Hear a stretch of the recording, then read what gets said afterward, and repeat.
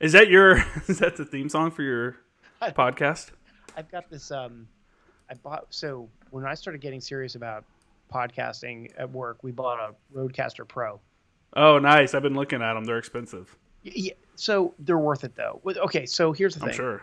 you only need it if you're gonna do in-person interviews. It's really Hmm. helpful then because you can mess with everybody's levels and all that kind of stuff, and it records right on the SD card. It's fantastic. For this, if you're just doing, the only thing it gives me is um, a quality plug-in for my microphone, right? So it's the I don't know what they call those jacks, but like microphone, like real. It's not a USB, Oh, it's the XLR or whatever it is. XLR, right? And then I can use it if I want to Bluetooth in somebody who's calling in on my phone. Mm-hmm. That will come in as a channel. I can have like like a I don't. Can you hear the music? Yeah, Yeah. So I can add music in and stuff like that. Um, that's cool. when COVID hit and we weren't using the podcast equipment that we bought for work, I was like, well, I'm going to bring it down here to my home office Mm-hmm. and just learn how to use it. So Mm-hmm.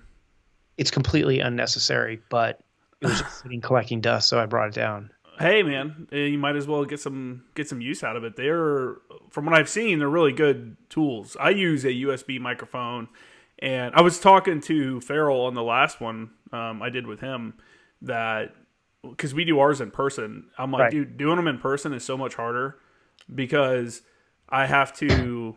I'm using USB microphones. I am using this camera. I'm using Right. my computer camera and all that stuff, and then I'm recording because I'm just using my laptop. I'm recording on my camera and I'm recording on my computer. So I got a couple things, and then at the end I got to put it all together. Something Right. like this, I have a program that's recording both of us. I just put our two things together and then go through and chop it up so that it flashes back and forth between us talking. But um, with the USB mics and trying to connect to my computer and not having a dedicated like studio Yeah. sucks because the connecting and disconnecting wears out components, and it also lends itself to having errors, And I'm thinking Right. about I was looking at that or something similar because I'd like to get like an actual studio set up. And when I do that, I'll probably upgrade my microphones and stuff like that because these are, I mean, this is the Yeti Blue Yeah, that's a great microphone. USB mic. It's good, but I think over time they lose their consistency. Or I'm pretty rough with them. I've taken two of them and driven cross country. Thrown them in the back Oh, of my wow. Jeep with all my camping shit. So Yeah, that's um, cool. I've kind of worn them out a little bit. I think so. I think I could be more consistent on my audio if I upgraded my audio equipment. Yeah, so these are the Rode pod mic. Oh, nice.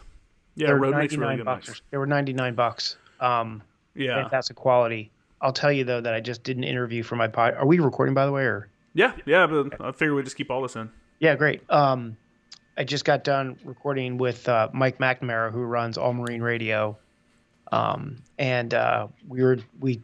It was a little bit of a. It's in editing right now. It was almost a 3-hour podcast, so it's taking me some time. But we spent most of our time talking about post traumatic winning in his program with PTSD and everything, and definitely encourage everybody to. It's not your typical Moments in Leadership podcast. We talk a little bit about leadership, and he shares some great stories, but we talk a lot about what he's doing with post-traumatic winning, and fantastic. But he has he has one of those Shure RM7B like $500 microphones, Yeah, those are the real nice ones. and got on there and started talking. I was like, whoa! I mean, you can just really tell the difference. Now, Yeah. you can only tell a difference if you want it. You're trying to tell a difference, but it was not. I'm not getting one. Right? Not, yeah, I mean, like I've told a lot of people, podcasting is it can be as simple as you want it to be. I mean, you can literally record on your phone by just set your phone down and record a voice memo and then upload it, and that's a podcast. And, and if it's just like an online journal that you just want to put out there, then that's fine. Or you're not like looking to make any money or anything like that. But if your like intention is something like mine or probably yours at some point to generate income, then obviously you want to upgrade your equipment as you can and give a give the audience a reason to come back. I went back and listened to like my first couple episodes, and I'm like, oh my God, Yeah. my audio is horrible. I actually re-recorded like the first, maybe even the second intro, because it was so bad. I was like, if someone hears this first, there's no way they're going to listen to the show. I can't believe people actually kept listening. That's the other thing that this Rodecaster Pro does too. So I know you've got a huge demographic of listeners who are like super fucking hot Instagram models. Like Of course, I think like 90% of them, right? So I can adjust be. my voice to sound super sexy for them on this thing, and it does some good voice modulation, and does a decent job of getting rid of those plosives. Although I've got to figure out a better like deflection or angle for this microphone, because I plosive pretty hard, and anyway, yeah, it's one of those things. Yeah, I mean, hey, that's part of it, figuring out your equipment and stuff. So you want to tell people about your podcast and what it's thanks. about? So if people are following you, I'm hoping they're following me too, but probably not everybody, because you got a lot more Instagram followers than I do. But my podcast is called Moments in Leadership, and it was the original thought for it was sitting around with a bunch of my buddies who I came in the Marines with as a lieutenant back in the 90s. And we were having sort of an ad hoc reunion. We just all happened to be in Washington, D.C. at the same time for a bunch of different things. Everybody came down to my place, and we sat out in the backyard at the fire pit. We start telling stories, right? Like, we're like, do you remember this? And, oh, man, oh, God, I'll never forget that. And, of course, there's always all kinds of ribbing that's going on, and stories get exaggerated. Not my stories, but everybody else's stories get exaggerated. Obviously. Right. I keep things pretty even keel. And a lot of laughing, a lot of drinking, a lot of having fun. And at some point I said to everybody, hey, we should really sit down and each write a chapter in a book about leadership, because I'll bet you that second lieutenants or corporals at the corporal's course or something like that, if there's a book with 12 chapters in of 12 different stories from 12 different people about, hey, here's the one thing I learned really early on in my career that's embedded in a story, it's this. Well, of course, everybody thought it was a good idea until they woke up the next morning and then they didn't want to do it. And I was like, you know what? Man. Right. I was like, well, this medium is pretty interesting for it. And I had met you. And that was, you and I met, I think we spent the first 30 minutes ever talking. It was an introductory call, so we weren't even recording it. We talked about podcasting for like 45 minutes. You're like, man, we should have been recording this. And you inspired me to say, well, look, I can take matters into my own hands, and rather than having everybody write a chapter, why don't I just interview them and lay it down in a digital track, and people can listen to it. So for me, it started, well, and it still is a project. It started out as this project where I just wanted to give people an opportunity to pass along the things that they learn, and I kind of couch it in this context, which is what are things that you learned in the first 5 years of your career that were so crystallizing and formative that they were a part of your leadership style in your last 5 years, and just, go. And it's funny because these podcasts, they're all 2 hours at least. You just get talking.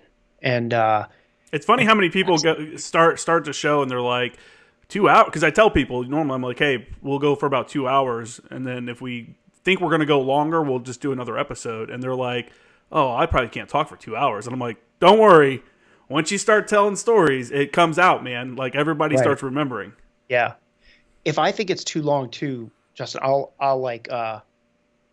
say, hey, when I'm in editing, I'll edit out a bunch of my bullshit talking.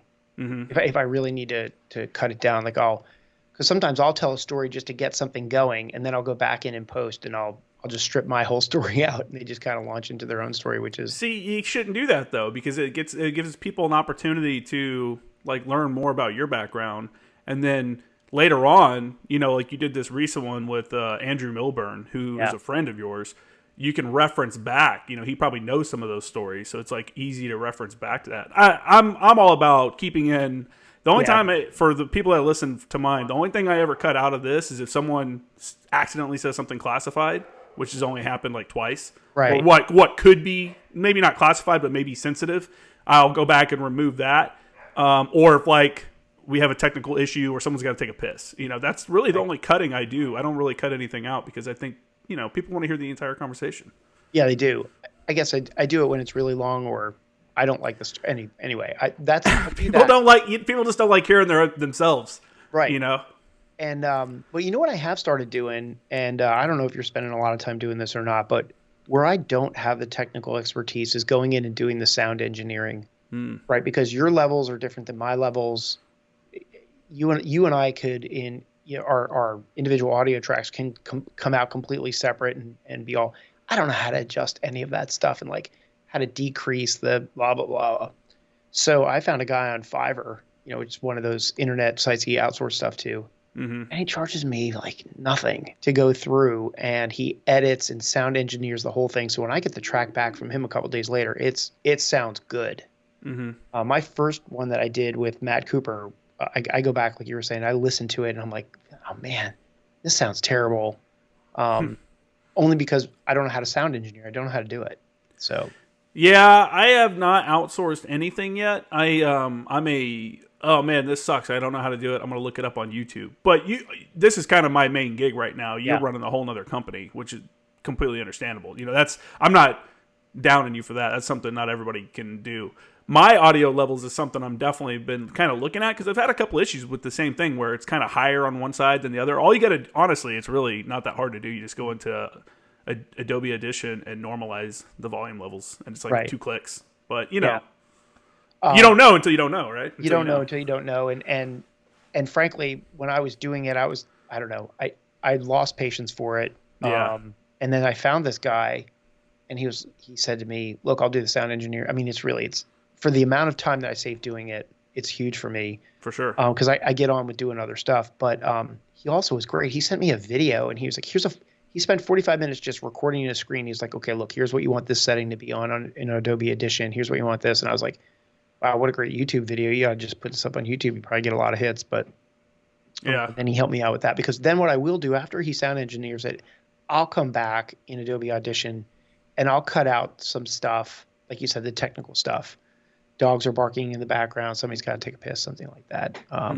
The one with Andy Milburn, I ended up spending a decent amount of money on that because I didn't notice this, but he wasn't wearing headphones when we did our thing.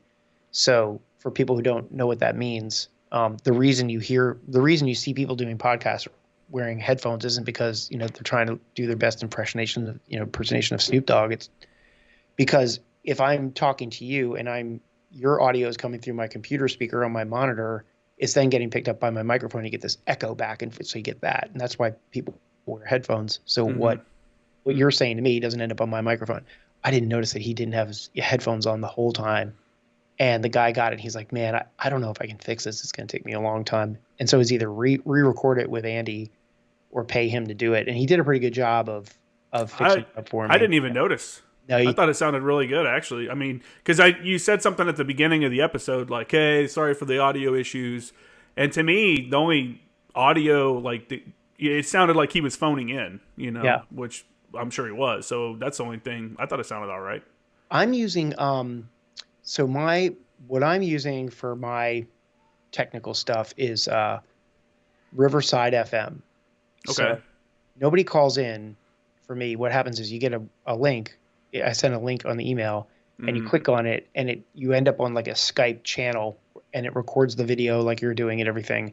And then you download the tracks. And what's great about it is that it records onto the person's hard drive first, records the audio onto the hard drive, and then uploads it over time onto the internet. So if there's any internet pixelation during the actual conduct of the podcast, that's not really going to be included in the soundtrack because it's recording directly from your mic onto the C drive and then loading it up to the internet. So that if I'm doing these coast to coast and there's any sort of like Wi-Fi problems, it may sound crappy in real time as we're doing it, but the actual audio track will be really good. So I've been using that. Does the person you're interviewing have to download anything for that, or is that just they go to a website? The only thing that they have to do is they have to use Google Chrome. Okay. Yeah, so you can't use Microsoft Edge or anything like that. I use a program called Call Recorder, and that's why I still use Skype. Everybody's like, "Wow, it's using Skype, huh?" Like, never changed to Zoom. But the program I use records our conversation, but it records it on 2 separate tracks. so that I can go through and edit the audio. Because I think I had something before that, and I recorded the conversation. Or I think you just record through the app, but it's all on one track. So if you have like a screaming kid in the background or something like that, I can't cut that out. Right.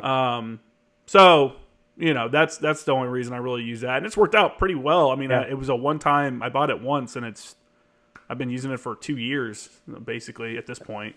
It started when I guess I started using it when I switched over to YouTube, when I was like, hey, I'm going to pull the trigger, like I think it was Joe Rogan or somebody say, when they started their podcast, someone mentioned like putting it up on YouTube, and it was like, why would anybody watch us have a conversation? But, why am I going to not? We're already having the conversation. Might as well just upload it. Like it's not really going to hurt anything to add one more channel. And then that ended up becoming like one of his, obvious major sources of, and still continues to be his obvious major source of revenue. So that's why before, last time we talked or whatever, I was asking you, like, when are you going to start? When are you going to put the stuff up on YouTube? Go to video as well. Because I think, not just as a source of revenue, but also I think it does something else when you're watching someone talk about an experience. Because you can kind of understand what they're thinking about or how it's, you can see the feeling behind the words rather than just hearing it. I'm going to start doing that. And you mentioned before when we started, like I have a better background now. This is my home office. So I have one of those desks, one of those uplift desks that goes up and down if I wanted to. If I need to feel like I'm getting a workout by standing up, I can raise it up and down. But it's got big casters on it, which is the best part. So I can roll it. I screwed a bunch of power strips up underneath the desk. So there's only one power cable that comes into the desk. I unlock the casters and I can roll it. It's got the camera and everything on it. It all rolls. Nice. But the lighting in here was so bad. So one of the reasons I didn't really want to start doing the YouTube thing was because I just didn't have a quality lighting situation in here, which I fixed over Christmas break. I got a good light, and that's on in the background. And so things are getting better now. Hey, it's the little improvements over time. Yeah. So I kind of started out that as a project. And then my first interview was my buddy, Colonel Matt Cooper. And he was a close to 30-year Marine, but he was a really good personal friend of mine. He had some really good stories. And I asked him to be my first guest just because I didn't want to waste, a silver bullet on asking somebody to, and have me, screw it up or anything. For sure. So he said yes. And the interesting thing about Matt, if people who haven't listened to the podcast, or maybe you listen to the current ones but never went back and listened to some of the other ones, Matt was in the Oklahoma City building when it was attacked in the mid-90s. And he lost a really good friend in that terrorist attack and the bombing. He was awarded the Navy Marine Corps Medal for his heroism on getting people out of the buildings, and he doesn't talk about it. When I was talking to him about this podcast, he said, I'm paraphrasing for him, basically said, I'm ready for other people to hear my story now. So it was a great first podcast because he tells the story of that day in Oklahoma City when the bomb went off and like where he was and what happened, and this very strange story about how somebody had come into his office and said, can I talk to you? And he got up off of his desk and went into another room to have a conversation with one of his staff sergeants who was a recruiter, and the bomb went off and his desk was gone, and his friend who was sitting at his desk waiting for the phone to ring was killed. And just really, horrible story. But it gave him a mechanism to tell it. And I was like, I'm on to something. This is cool. This is great. And his episode was really popular. And then I just started asking some people I knew. And what's happening now is every time I do one, I ask, hey, everybody enjoys it. And the feedback I get from everybody is, you made me think about those things that were really instrumental in the first 5 years. And I've never, in 30 or 40 years of being in the military, I've never really ever reflected back like that. And you made me do that. It was really interesting and I enjoyed it. So that gives me an opportunity to ask them if they can introduce me to somebody else. So that was really great. I've had some really fantastic episodes. I've got some good ones coming up. I don't know how you do this, but maybe it's because I have another job, but God, just getting schedules lined up where people can do it. And oh man, it's so hard. Like I haven't put one out since Andy's in October. Just, it's Thanksgiving, then I had COVID, and then it was Christmas, and then it was New Year's, and then Oh, you So I'm had getting COVID, back huh? on track. Yeah, I ended up right at Thanksgiving. I was sitting out back. It was just my wife and I was eating like blue cheese pepperoni slices and having a bourbon old fashioned. And I looked at her and I was like, I can't taste any of this. She's like, oh, you need to go get tested. I was like, no, I don't have any other symptoms. I think I'm okay. And she's like, I said, I read on the internet that as every great statement starts, right? I read on the internet that there's a lot of things that can cause you to lose your taste. She's like, you're 54 years old. How many times have you lost your taste when you got sick in your life before? Come on. So I went and got tested and I had it. She got it 2 days later. She had barely any symptoms as well, but you got to stay away from people. And, If you think you have it, if you're like, okay, I've lost my taste and smell, that's like the 99.99% chance that you probably got COVID. right. Then why even go get tested? Yeah. I mean, I went to get tested just because I it guess was some people need it Thanksgiving. for We were going to work. be around people. That's true. Yeah, you're right. So I just wanted to know. I'm in like a weird situation because I work from home and I do this stuff. So I'm not like used to going into an office and and in California it's crazy. People are still masking and stuff, like it's mandated in most places, but it's a different situation, I guess, that I'm in. So I kind of forget that sometimes people are going and interacting with people every day. Yeah. At an office place. I'm not doing that. Yeah, I was laughing because I know you saw us because I posted on Instagram, but I was recently out in California earlier this week, and I posted that picture of the gas prices out there in Napa Valley. It's crazy. And yeah, it was nuts. And so people have a different attitude about the masks out there. I think they're much more serious about wearing them, and you definitely get the stink eye if you're not wearing them. And we walked into a restaurant, and the hostess stopped us, and they were like, "Absolutely no entry without a mask on." And I looked at her, and I'm like, "Okay, look, I mean, like, this is what I was saying to myself. I'm gonna put my mask on, but then you're gonna walk me 9 feet to my table. And I'm gonna take my mask off and leave it off for 2.5, 3 hours while I eat and drink." So it doesn't have to make sense, man. what are we really doing here? It doesn't have to make sense. There's a lot of businesses here in California, honestly, that are like saying, like, fuck it, dude. Like, I'm not even going to worry about it. I know I was at a gas station the other day. The employees aren't even wearing masks. They're like, whatever, man. Like, this is so stupid at this point. It'd be one thing if we knew that it worked, but it's like the evidence is contrary. It's not showing that to be the case. And it's weird because here in California, people are so like, it's part of that. Like it's just, that political environment that, there's a lot more Democrats, people that are willing that follow that way of thinking.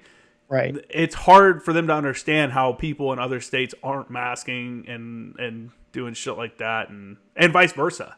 Yeah. When I was coming back from Indiana, because I went home from Indiana for a couple weeks, I was like, man, they got a mask mandate going on. Like, this is fucking stupid. LA's got we have a mask mandate, but then they're having the Super Bowl.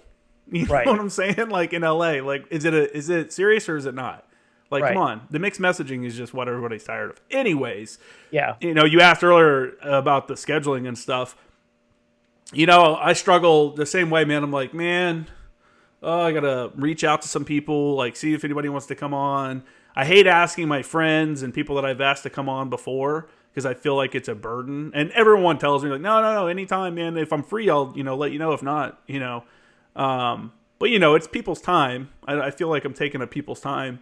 And I don't know. It's just lately I've had more people starting to reach out to me, which is cool. And kind of like you said, when you first started, you don't want to like go shoot for the stars and ask someone that's like super, super important to come on. And then it's shit because you haven't really figured out all the audio bugs yet or something like that. Right. So now I guess I'm going to start trying to reach out to more popular people or more well-known people, see if they want to come on and stuff like that. Like Dale Comstock. They actually reached out to me to see if he could come on. I was like, yeah, sure, man. That sounds like a great interview. I actually have another Delta guy coming on. It should be the episode after this one. Actually, I'm recording with him next week. So, it's cool hearing these stories. And like you were saying, I've had a lot of guys reach out to me afterwards. And man, like I haven't thought about, that in a long time. It was really cool. It brought back a lot of other memories, and they want to come do another one because it's like, it's just cool because especially for guys that are out to sit down and have a conversation with another Marine or someone that was in the military and knows what you're talking about, which is what most people are lacking, I think, most veterans. Right. it's I think the barrier to do, okay, that's not the right way to say it, but like the reluctance to want to do it goes way down because let's just say I call up such and such famous person, right? Okay, let's just say it's Joe Rogan. Right? Not, whoa, Amber Alert. something. Police activity. I don't even know. I Great. turn all that off. I really, really need to know about the police activity. Sorry about that. No, you're good. So let's just say I call Joe Rogan and I say, hey, I want to interview you on my podcast. Okay. His commitment is time. He doesn't need to come meet me. He doesn't need to come to my house. He doesn't need to travel. He can hang up on me at any moment he wants to.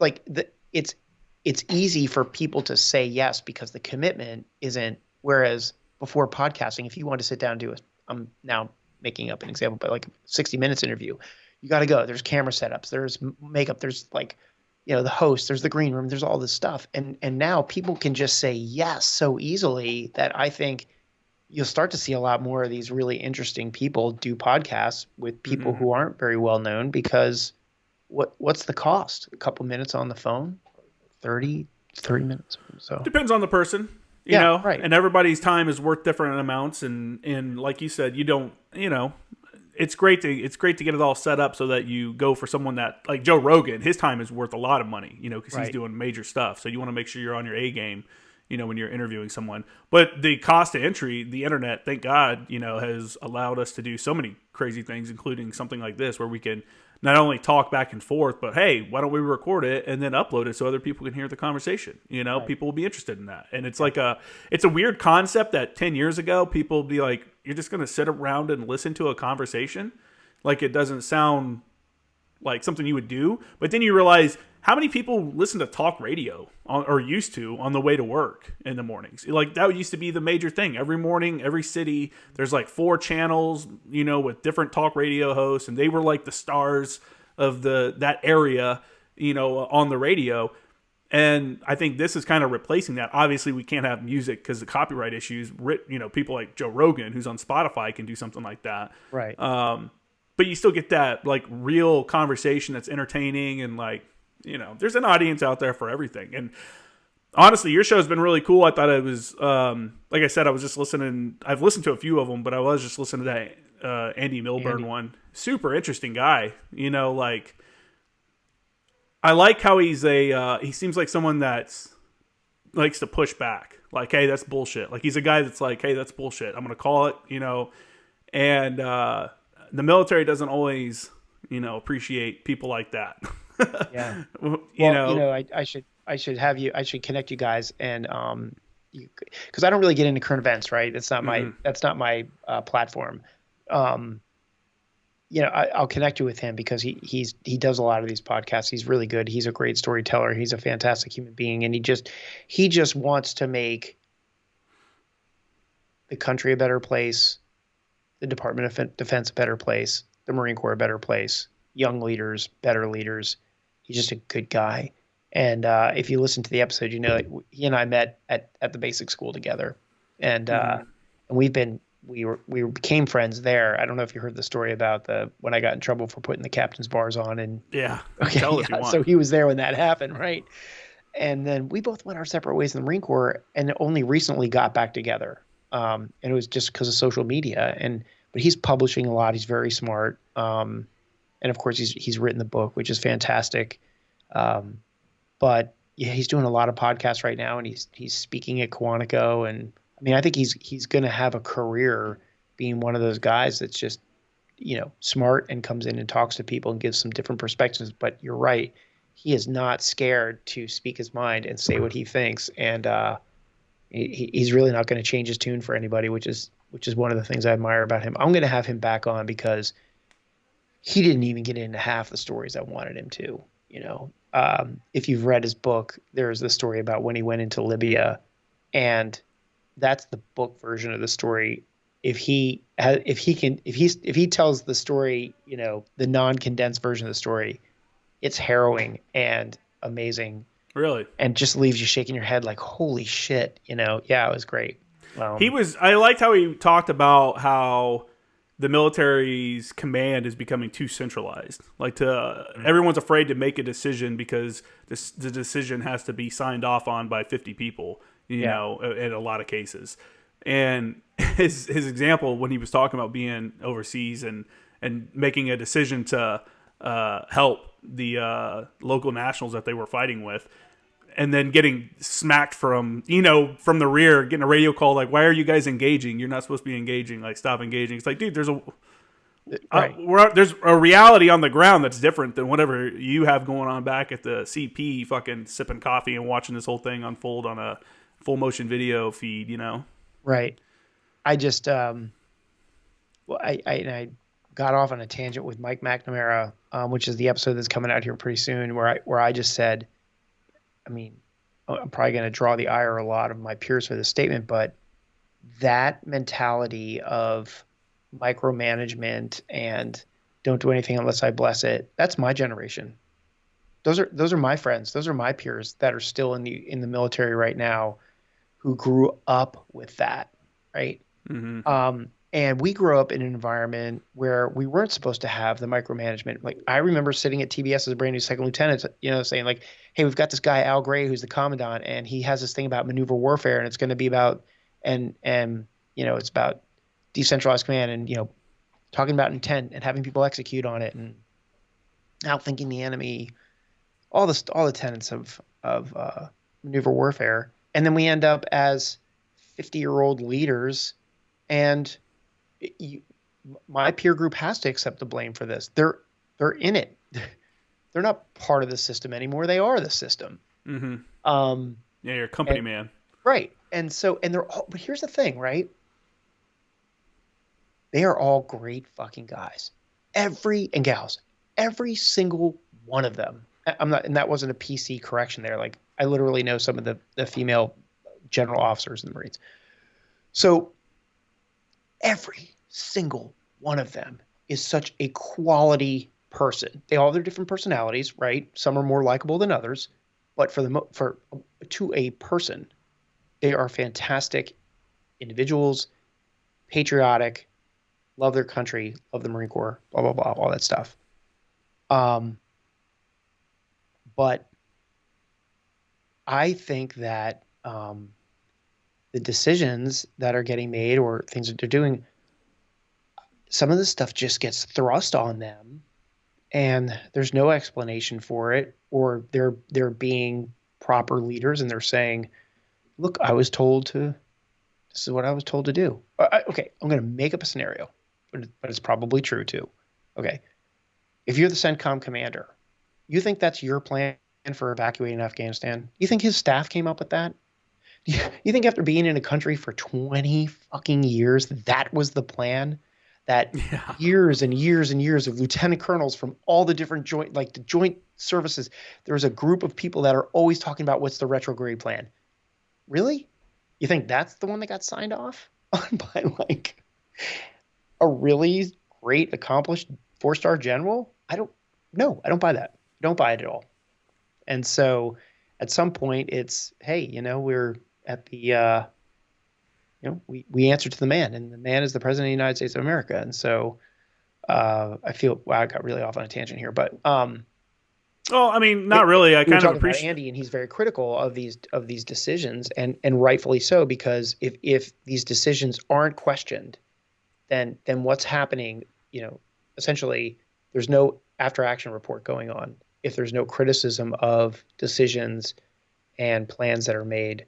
And Andy is very articulate, and he's not an emotion. I could never get away with it because I would just go emotionally worked up and piss somebody off. Andy's just smart. And so he's able to communicate in a way that I can't.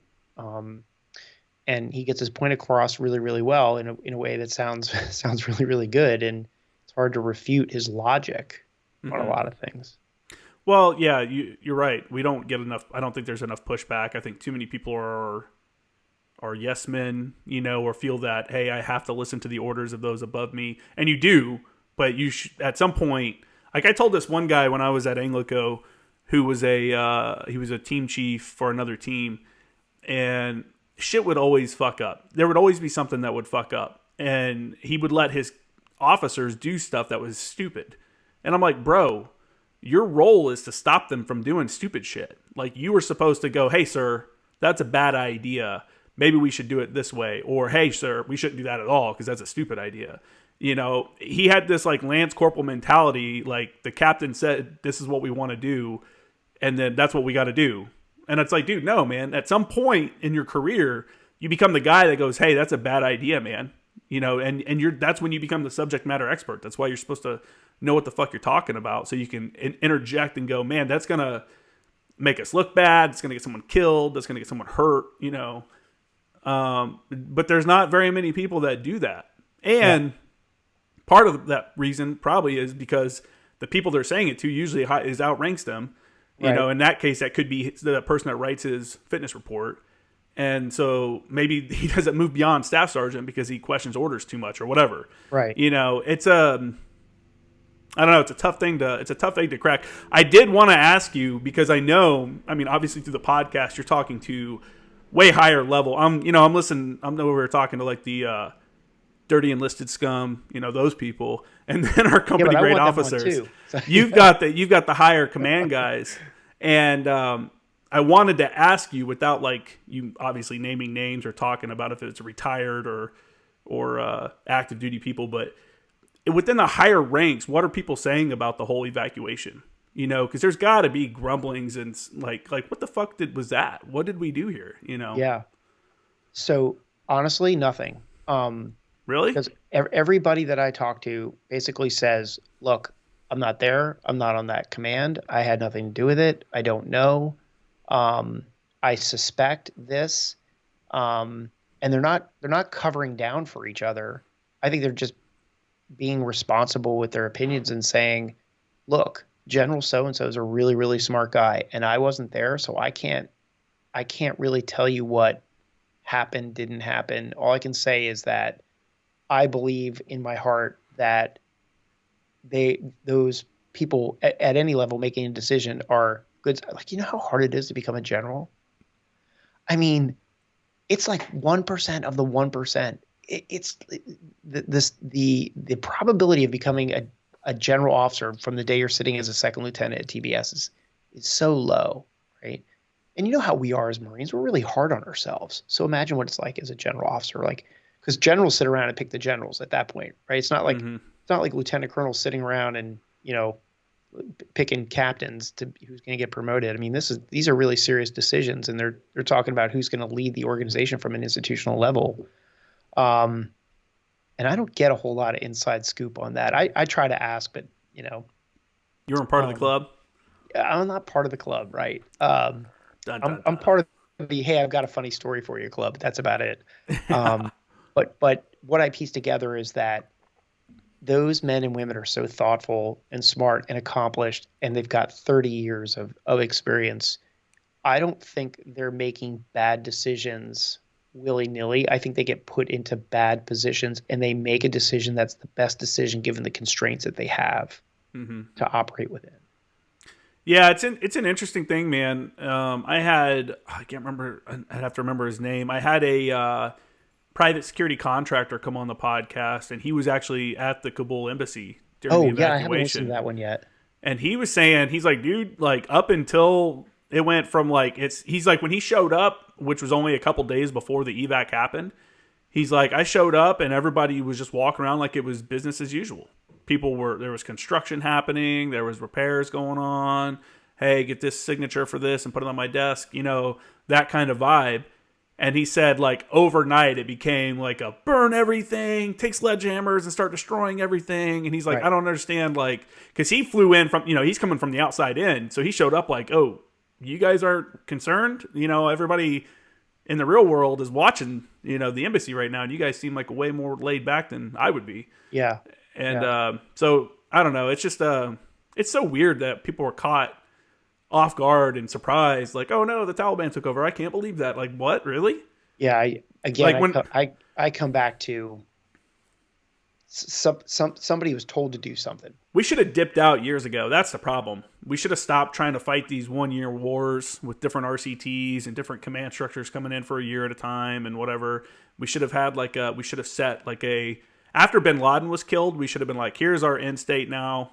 Like, I mean, even that was kind of too long, but after that, it was like, okay, we got the dude. Yeah. We need to start pulling back. I mean, maybe I can see the argument of keeping a battalion amount, like 1,000 people there to just kind of advise and keep infrastructure moving along, and help if there's like a hotspot of terrorist activity or something like that. I could see that argument. That makes complete sense to me. But to keep like thousands and tens of thousands, I don't know. I think that should have wrapped up like years ago. I'm not an authority on the topic. I never deployed to Afghanistan. I really don't. I have no experience. I never served on a staff that ever made any decisions about Afghanistan. You just got to ask anybody that did go, like, what was your mission? What was your end state? Who told you what your end state was? Was there an end state? Or was your mission just to keep doing what the last guy did? Probably the latter of those things. For sure. I agree. In hindsight, being 2020, I mean, okay, make me the president of the United States back then with all the information that I have now, and I'm probably saying, we got the guy, time to go. They can deal with their own government. They can put themselves in place. And so, okay, again, a topic that I'm not an authority on, but I feel like maybe some of the lessons that were learned about Afghanistan were applied to Syria.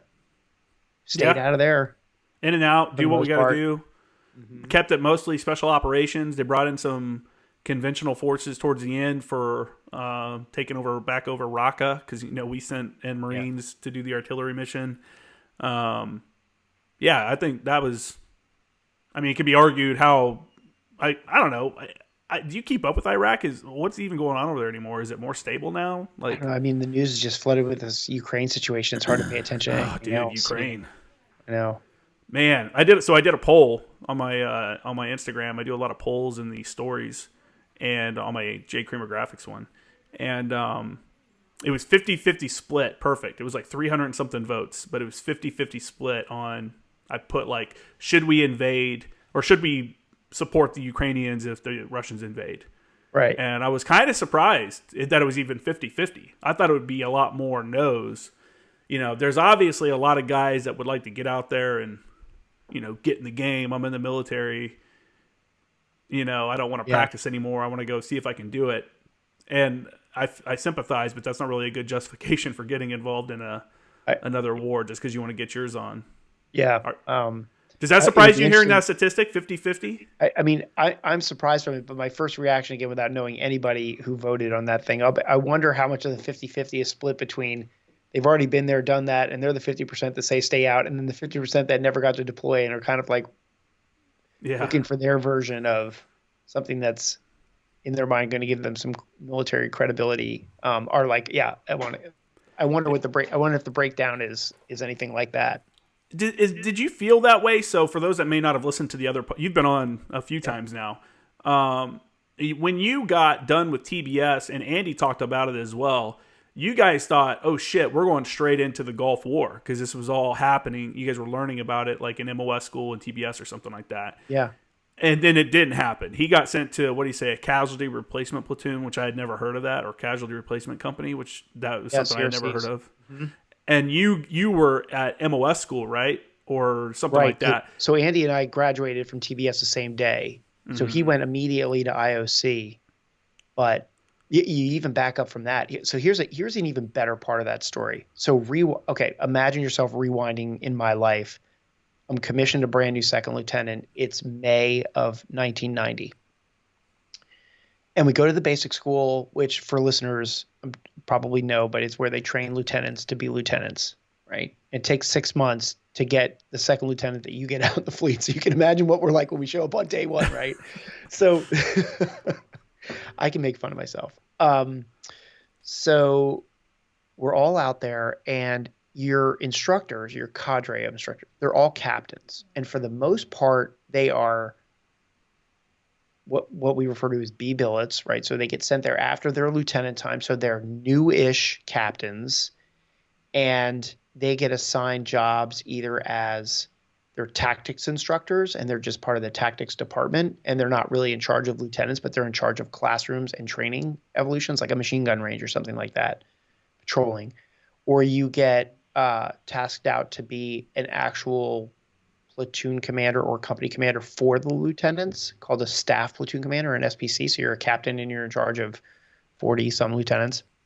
And then you can be just staff at TBS, teaching classes, because they actually teach things that aren't tactics, right? They teach, like, there's artillery officers there, and so there, land navigation, things like that are taught. So at that point, if you're a captain in 1990 and at that point, it took you 5 years to get captain pinned on, you were commissioned in 84 or 85. So the only thing that had gone on in your life as a captain, as an officer who was commissioned in 1984, 1985, was maybe you got sent to Grenada. Maybe, right? You were one guy on that MEU as a lieutenant got sent to Grenada. And maybe you were in Panama. That's it. Okay. In the summer of 1990. So if you were a captain at TBS and you had a fourth ribbon, that was a big deal. Right? Most of them had nothing because they didn't even authorize a National Defense Medal yet at that point. So there were captains that literally had shooting badges. Some of them had overseas deployment ribbons. Some of them had MUCs or NUCs. Maybe there was a couple NAMs floating around, that kind of thing. If you had the NAM, it was like your fourth ribbon and you were like, you've been to Okinawa, essentially is what's happening there. So then August of 1990 rolls around and Saddam Hussein invades Iraq, and you've got a bunch of captains who are literally captains with no ribbons at all, standing in front of 40 lieutenants who probably have a higher probability of being sent into the fight than they do because they're stuck at TBS. And talk about the hate, man. It was awful. You could just tell that they were pissed that we were probably going to get the fight on while they were sitting there teaching us, and we were going to be the ones coming back with the stories and everything. Because really nothing between the end of Vietnam and 1990, it was just basically Grenada and Panama. That was essentially it. I don't think I'm skipping anything. I don't think so either. Yeah. And most people would look at that and be like, well, that's a good thing. We're not in fights. But Right. when Unless you're in the you're a military, you're like, man, I'm tired of fucking practicing. Right. So that was my first dose of like the been there, done that versus not been there, done that. But it was in reverse. It was the, almost getting it taken out on, they were taking it out on us that we were probably going to go and they weren't. So then Andy and I and everybody else in my class, we graduate, we all go to our MOS schools. And now it's January of 1990 and 91. And that's when the 100-hour war started, right? The shock and awe, the air campaign started. And Andy's right. Everybody basically got sent to CRCs, the casualty replacement companies. So IOC was shorter than Fort Sill. So Andy had been released out into the wild faster than I had been. And he was right that you got sent to these casualty replacement companies because you would go to 29 Palms and there's literally nobody there. Every single command is deployed. They're gone. So you had some people who were like, didn't go because they're going to EAS in 6 months. So there were cats and dogs walking around, and people who were, RBE, they call it remain behind equipment. There were people who were in charge of the RBE on base, but essentially there was nobody there. And I was at Fort Sill, and I remember they had CNN on, and we saw the live pictures of what are now famous footage of the tracers and everything over Baghdad. And even there, the instructors are like, what we're teaching you today, you're probably going to be putting into practice under very stressful combat conditions inside of the next 60 days. Pay attention, that kind of thing. And then 100 hours later, the whole thing was over. And so I was at Fort Sill. There's like trains. They actually had this really, if you've been to Fort Sill, you know what I'm talking about. They've got the train tracks to kind of run through the middle of the base. Mm-hmm. And they were bringing the armored vehicles up from Fort Hood through Fort Sill, and they had a big paint tunnel, and they were coming in one end green and coming out the other end tan. And they just, really? They were painting the railroad. They weren't even taking them off the railroad cars. They were just like spraying them, just psh, psh. And these vehicles were coming through, and it was a big deal because Kark paint, all that stuff, like you couldn't go near it and everything. But yeah, I remember all that, just the equipment coming through, and then that was it. It was all over. And so they had sped up my Fort Sill class because they thought we were going to go. And so we were doing more than 8 hours a day. We were doing more than 5 days a week for a little while there, and they rearranged our curriculum to make sure that we got some of the more important artillery necessities under our belt, and maybe some of the administrative, like logistics or maintenance part of artillery, was pushed to the end, and then so we were ahead of schedule in our class.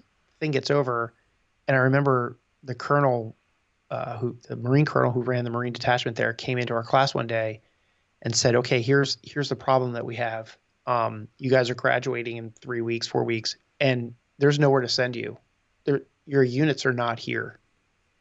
So you've got a couple choices, and here they are.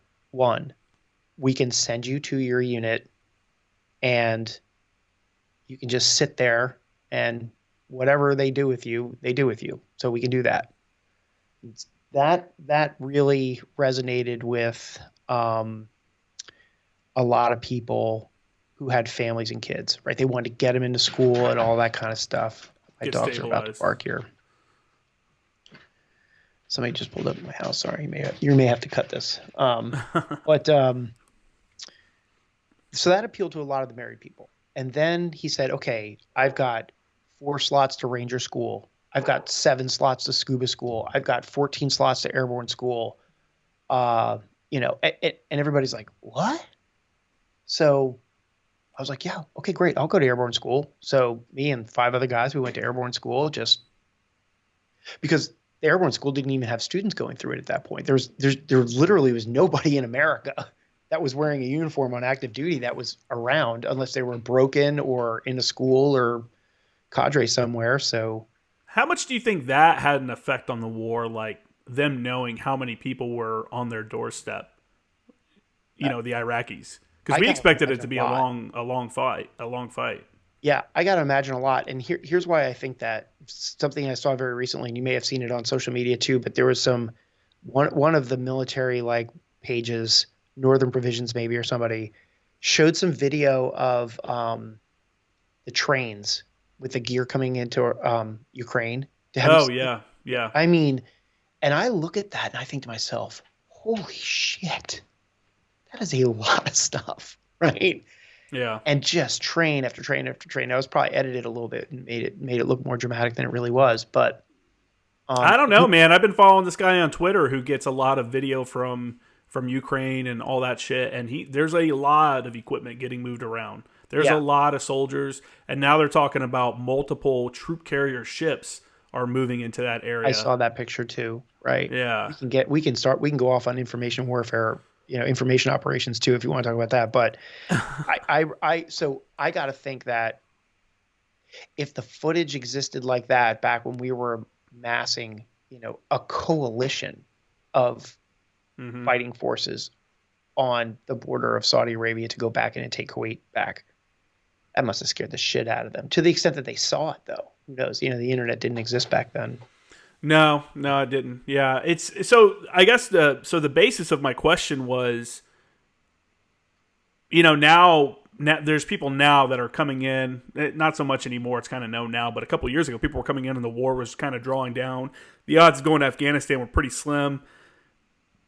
What do you think is going to happen to the military?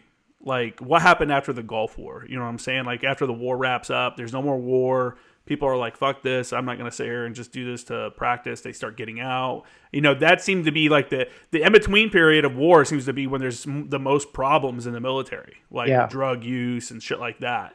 Do you think that's coming back now? That'll probably, we'll have that same issue?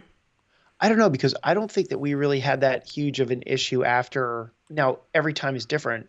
So I can only project back on my memory of my time, but the Marines who went to Desert Storm were getting out. They were like, "I'm back, I'm getting out. I did my thing. I'm out. I'm going back to college. I'm going to do my own thing." Mm-hmm. So to me, from my perspective, it seemed like a lot of guys were getting out because they had gone to Desert Storm and wanted to get out. I think in reality, it was just the normal tempo of people getting out. But to me, brand new second lieutenant, not seeing anything, corporals are getting out, sergeants are getting out. It's more of a function of like, I've had it. I'm going to go off and do something else. Tired of Thursday night field day, all the reasons. And then there was my group of people, because now it's the opposite, right? It's I'm in units with all these guys that are, have combat action ribbons and, have been overseas, and they're telling war stories in the field and all this stuff. And I'm just sitting there bobbling my head back and forth. And I feel like inadequate, quite frankly. I mean, you just kind of feel like, and so that's when this whole, like, I'm not saying it was us and them. They never made me feel like I was inadequate, but I certainly felt that way. I felt like I've got, all these guys when it comes for promotions and stuff like that, they're gonna be like, this guy's in combat, this guy wasn't, and that's the end of it. And so I started feeling a little bit like I missed out, kind of like the captains had felt a year earlier about looking at me and at TBS in Fort Sill. And then the Somalia thing happened, and I did get sent to that. And then, 30 years later, I'm still talking about Somalia, right? So, I mean, it's an experience, man. Right. It's a life-changing experience. It is. So I understand why people want to go, to say do that really minimizes it, but I'm not going to search for a better term. They want to go do that because they want to be like, I feel 30 years later, I'm still talking about stuff I did. And if you didn't do anything, I think that's a shitty feeling. So, well, and part of the problem is we say shit like that, like you didn't do anything, Yeah. It's like what I've always been saying on the podcast is every one of us have done more than somebody and less than somebody else. You know what I'm saying? None of us are the coolest guy that's done all the coolest shit. That's, and honestly, quite frankly, do you want to be that dude that's been in all the crazy shit? Because what are the mental fucking issues that come with that? Or the family, not having a family because you're gone all the time, So I was coming back around to that, which was, 24-year-old Dave Armstrong thought that was really important. Yeah. 4-year-old Dave Armstrong looks back on that and says, I've got some great stories, but you know what? I've got more great stories from the stuff that had nothing to do with deploying, right? So just like everybody else who didn't go, anywhere or deploy. So yeah. I come back to, like, I actually think that's some of the most unhealthy thinking that I participated in as a younger man. And if I was going back in time, I really wish that I would have had the maturity or the perspective on things to go back and view that differently back then. Because yeah, like you said, there are some people who have amazing combat heroism experiences, way, way, way more violent and sustained than I ever did. Oh, yeah, and you're for right. sure. Like, I actually think, like, geez, I'm glad that there's a lot of stuff I'm not dealing with. And maybe if that happened to me, I would have dealt with it okay. Maybe I would have been a mess and living under a bridge. I don't know. But do you want to take that gamble? Not at 54, not with and that perspective of looking back. And it's like, when you're young, you're like, man, I could be the one that earns the Medal of Honor. I could be the one that saves the day. And it's like, bro, dude, to earn the Medal of Honor, you have to see a lot of your buddies get fucking schwacked. Yeah. You know what I'm saying? Like, it's got to be probably the shittiest day that's ever occurred, and people for a lot of them, it's an unimaginable situation that they were put in. Yeah. And it's like, do you really want to have the weight of that just to say you earned the Medal of Honor or some shit? Like, that's very a naive way of looking at stuff. It's unfortunate, man. There's a lot of people that were served during the global war on terror that didn't deploy just because they, like a lot of people that were in Okinawa, because they were in Okinawa. A lot of units from Okinawa weren't going overseas. There were a few. I know ANGLICO went from out there and stuff. But there were a lot of units that weren't. So those guys were doing those MEUs and floating around on the 31st MEU, going to Thailand and shit, doing exercises, which are also important because now we're training these forces that are in the Pacific to make sure that they're ready in case China comes.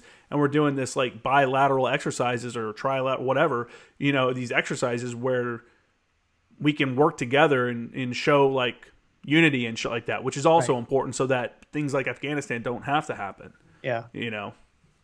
It's a weird thing, man. It's hard. It's a weird thing. It's a really weird thing because you and I have both, deployed and, we have combat time. Yours is probably much more extensive than mine was, but we have the luxury of saying, like, I don't know if you really want to wish for that. We have the luxury of saying it because we're on the other side. Yeah. I know, right? So, like, I get the other side of it. For sure. Well, I spent my first 3 years trying to get on a deployment. I was tasked as a mechanic. I was tasked with working on the EFSS, the expeditionary fire support system, the 120 millimeter mortar and the Jeep. As a mechanic, I was tasked to go do that and like go through different testing phases. You know, we went to Alaska, we got to do all this other shit. But they asked me one time, they're like, hey, you're slotted for a deployment. Do you want to stay here and work on this, or do you want to go on the deployment? And I'm like, hey, man, this is cool, but I think I want to get a deployment in before the war's over. And then my captain comes down. He's like, well, it doesn't really matter what you think. You're going to stay here and work on this project anyways. And I was like, man, this is fucking bullshit. And I'm like, man, I'm going to be one of those dudes that never gets to deploy, that's going to go through his entire enlistment and not deploy. And then I got one towards, you know, like 3 years in 2009 is when I went to Iraq. And then it was like one of those things where like, man, this fucking sucks. You know, like we're just sitting out here in the desert, like just being miserable. Yeah. And I was a mechanic, so it wasn't like we were out doing shit. I was turning wrenches, but now I'm turning wrenches in a tent with fucking sand blowing around me and shit. Right. You know, it was just like, this isn't cool. But yeah, it's perspective, man. It's tough. Yeah. I sympathize for guys, or I empathize with them. You know, I'm like, hey, man, it is what it is. It just wasn't. Right. I hate guys. It's just like, just stop fucking downing yourself because you didn't do it. I had a guy actually send me an email or a message on Instagram a couple days ago. And he's like, hey, I've been in the Marine Corps for almost 12 years. Never went to combat. Really enjoying the podcast, getting to hear the stories of the people that did. It makes me feel more understanding of what happened over there and stuff like that. And I'm like, man, that sucks, dude. 12 years and you never had that. Not necessarily go to combat. I don't know. Maybe he deployed, but he never left the FOB. You know, we didn't get into details or anything like that. But, I mean, I'm glad the podcast is good for people like that. Yeah. We all had different experiences. I've had Michael Farrell on a million times. He never went to Iraq or Afghanistan. But he has so many stories from Okinawa and me and him deploying together on the Mew and shit like that. Like, he was one of those people that was in Okinawa. And but he sometimes is like, yeah, and it sucks. You know, it sucks. Yeah. It feels like it was a waste of time because he did 8 years and never went. You know, so. But you know, like I'm reflecting back on some of the guests I've had on my podcast, and all of them have had combat experience. Very few of them talk about their combat experience in anything other than just context for having a thought about leadership, right? So I'm thinking about Craig Nixon, who was retired after his time as retired as a 1-star out of the Army. He was the 75th Ranger Regiment CO when Pat Tillman was killed. And, you know, you start off with his life, and he was, you know, jumped into Panama.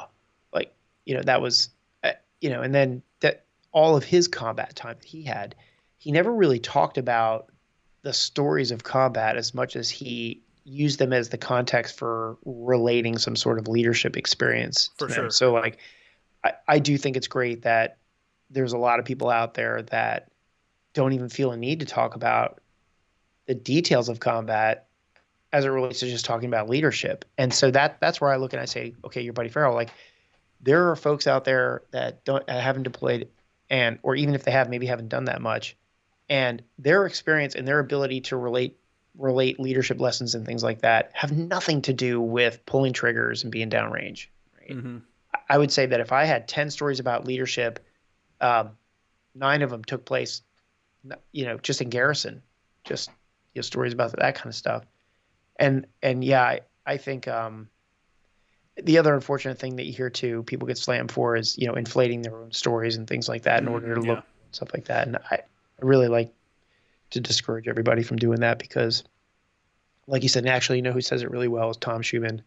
Talks about like, hey, if you served, you're kind of part of a tribe. It doesn't really matter what you did or what service you were in or what special unit you were in. As a matter of fact, that, you know, if listeners don't know anything about his patrol base Abate effort, they should really go check that out. He's doing a lot of really, really great things. Makes me wish I thought of it. Really awesome organization, helping a lot of people out. And, you know, the whole thing is like, hey, your entry, your admissions ticket is you served. And that's it. You know, it doesn't matter. And come be part of a tribe and find people with similar experiences. I love that. That's the way we should be talking to veterans, not, oh, I was in this unit, I was, you know, a tier 1 this, I was this, that, the other thing. I mean, that's all really admirable stuff, but I don't know if it makes anybody serve any more seriously than anybody else. Like, it was an honor to serve, and it doesn't matter what you did, you put your foot forward, you volunteer to be put in harm's way, and maybe you were and maybe you weren't, but you took a step that 99% of the other population of America doesn't even want to take. Yeah, for sure. Something really to be proud of, you know. And it's funny because people talk about the thank you for your service thing. Like, I'll just go off on a sidebar for a second. Fucking VA. I'm on the phone with them today. Fucking I've VA. had a claim that literally has not changed status since August of 2021. It's been like I log it, it's like the same thing. So finally today I get somebody on the phone. Some woman, her name's Sam, right? So she's like, "Hi, this is Sam. How can I help you?" I'm like, "Hey, can you help me out? Can you take a look at my thing? Like, is there any way to tell? Is it stuck? Like, is something lost? Is there a form? I moved. Is it possible that stuff's going to my old? Can you just look into this thing?" And so she looks into it. She asks me for all my information. She pulls up this, and she basically reads verbatim exactly what the website is saying to me, which was, Oh, that's exactly what it's she's at this doing. status and it's waiting to be evaluated and everything else. I'm like, yeah, thanks, Sam. That's exactly what the website just told me. That's why I'm calling you. I'm asking you, can you tell me anything more? Like, can you write somebody an email and say, if she's like, well, we're waiting back for the results of your examination. I was like, well, if the examination took place last August, maybe somebody could reach out to the person who did the exam and say, like, where is this in your queue? Maybe you lost it. Yeah. She's like, well, I really can't help you. I can't. And it's all, I can't. And I'm like, so basically what you're telling me is that I am at the mercy of somebody else who could have lost something or whatever, and there's no information you can give me at all. She goes, no. I said, there's no level of management I can raise this to, right? She goes, no. And I said, so basically it's call my congressman or wait for you guys to make a decision. That's where I am with this, right? And she goes, yes, that's it. I'm sorry I can't help you anymore, but I just want to tell you from the bottom of my heart, thank you so much for your service. I'm not kidding you. Like, that's what she said. Thank you so much for your service to this country. It means so much to people like me that, and I'm like, well, then how about helping me? How about making that phone call then? Right. Okay, We just sidebar. Right? That's weird. The VA experiences seem to vary. You're in a high density area, so there's probably a lot of veterans there. Yeah. I'm in San Diego, which is also high density. I don't really use it other than my annual checkup. I think like 2 years ago, my back was pretty fucked up, so I went through and got some physical therapy sessions through them. Yeah. But it was all pretty quick. But my buddy's in Indiana, and he was saying the same thing about trying to get a surgery on his knee. It's like months kicking the can down the road. Nobody really can tell you anything. Yeah. So I guess it's like really varies from location to location. Yeah. So I tell my friends, hey, you like the idea of a single payer healthcare system? Come to the VA with me next time. Get on the phone with me next time when I deal with the VA, and you tell me how much you want a single payer healthcare system for yourself and your family. Okay, sidebar. But that was the whole like thank you for your service thing.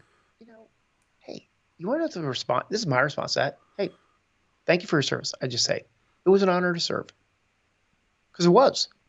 It was a huge honor to serve. I always feel awkward when someone says that to me. I do too. So I just say that. I just say, and it ends it, right? Because they don't say, oh, really? Tell me why. I mean, it kind of ends it. I'm always like, it was cool. I had a good time. It was a job. Yeah, right. It was another job. But, people would be shocked. Civilians would be shocked about how similar it is to just a regular job for a lot of people. Yeah, sure. If you're not combat arms and you're not going to the field, like if you're like in garrison just chilling, it's an office job for a lot of people. It's just come in. The only difference is at this office you have to come in and work out before you go sit down in your cubicle and start working. Right. Somebody comes in and inspects the cleanliness of your room on Thursday night. People think that everybody in the military is like an infantryman ready to bayonet somebody. And it's like, no, man. Right. There's like a whole level of like support people. Like I was a mechanic who I was not going to the range and shooting and stuff like that. Once a year, but I wasn't going like all the time. We were turning wrenches, baby. We don't have time for all that stuff. I'm doing oil changes over here. Yeah, but yeah, like most of these folks I talk to and do interviews with, they're just talking about leadership stuff. They're not even really talking about combat, which I think is awesome because it gives them so much credibility when they say things. Like I just remember Major General Mel Speece, who talked about his time as lieutenant, and he was telling stories about how important it was to be paired up as a lieutenant with a really good staff NCO, and how that first relationship in your Yeah. career is so important, and how, there's a huge, and his point was, I'm paraphrasing a little bit because it was a while ago to the interview, but I just remember thinking like, okay, next time I hear an enlisted Marine bitching about a second lieutenant, my comment to them is going to be like, what did you do to make that second lieutenant better? Because you know what? Like, if it wasn't for those enlisted Marines that helped me be a better first lieutenant and then captain, I would have been a complete failure too. And man, so much of the success or failure of officers has to do with what enlisted Marines take them under their wing when they first come in. Mm-hmm. He talked about, the power of being paired up with people who have strengths and weaknesses, and um, For taking sure. charge and just treating people well. And he never talked about combat at all, really. Yeah.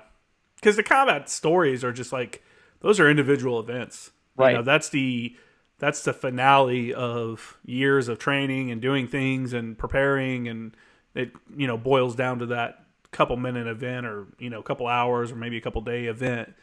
But there's so much more to it than that. It's so more nuanced.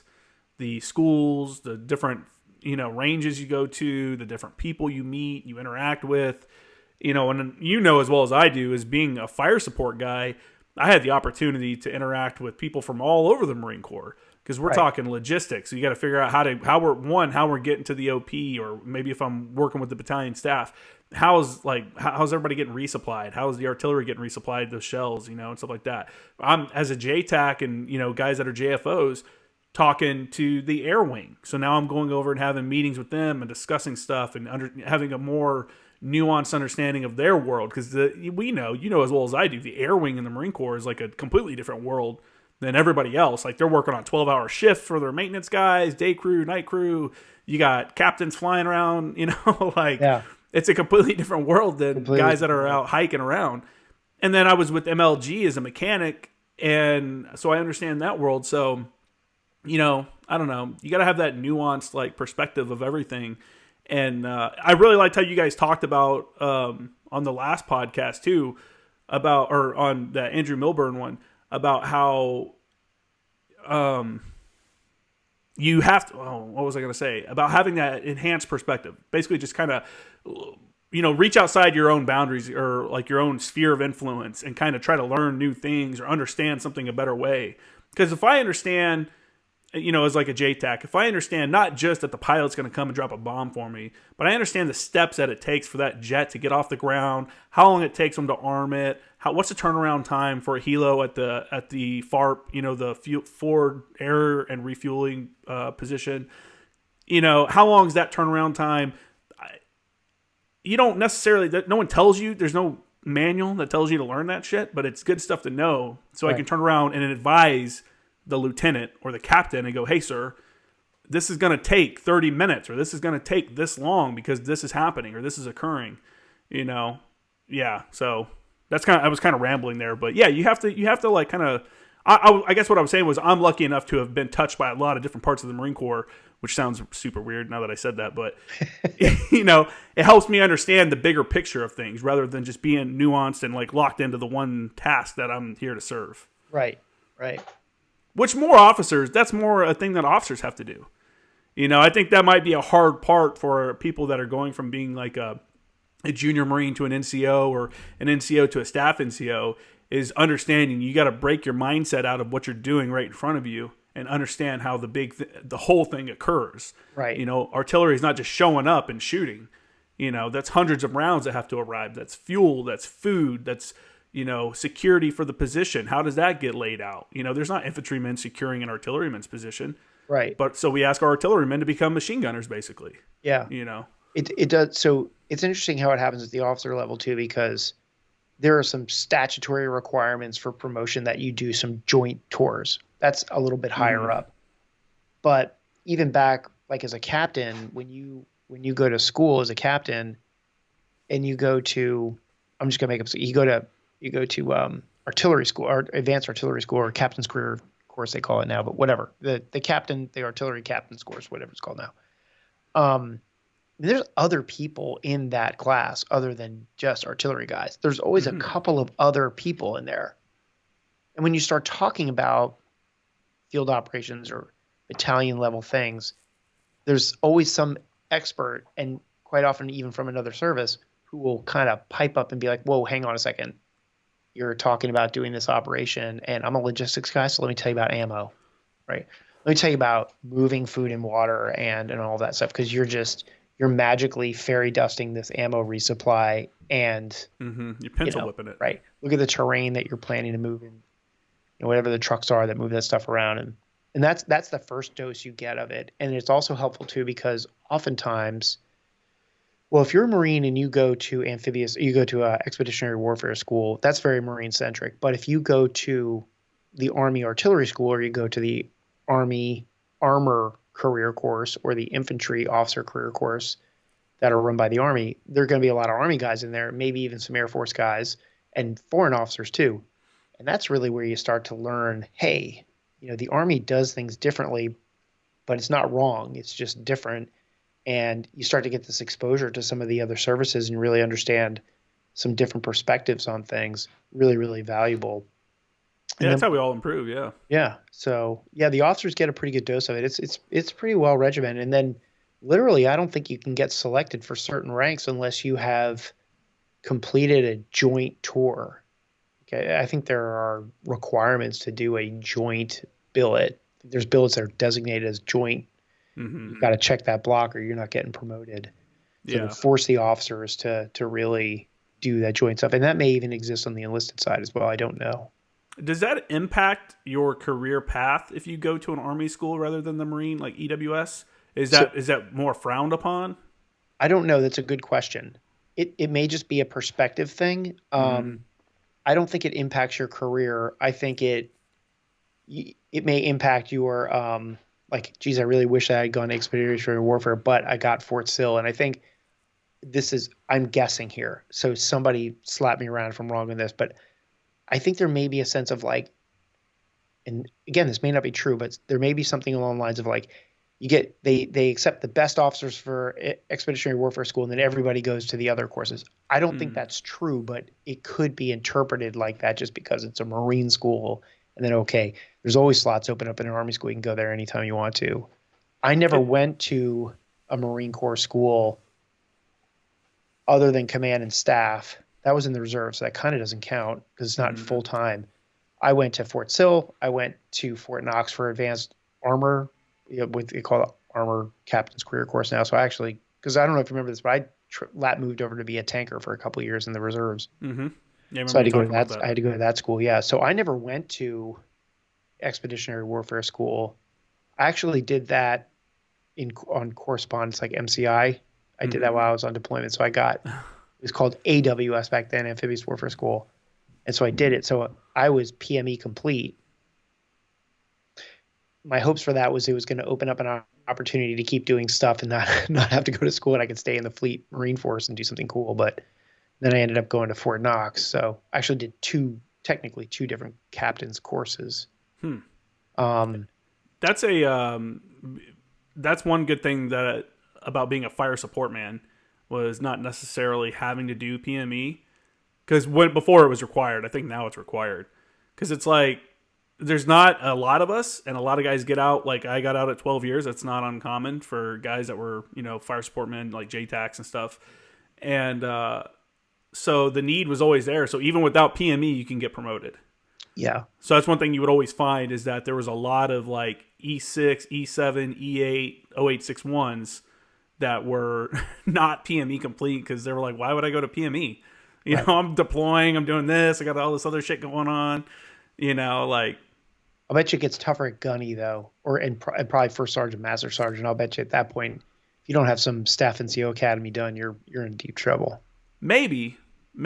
I mean, the MOS is small, so I think no matter what, you're competing probably at that level. You probably are starting to compete at that level, but I don't think it's. I mean, I knew a guy that got to master sergeant in like 12 years and didn't have any PME. Oh, and it's just, you got to remember too. This was, I mean, think about 08 to 2012 or whatever.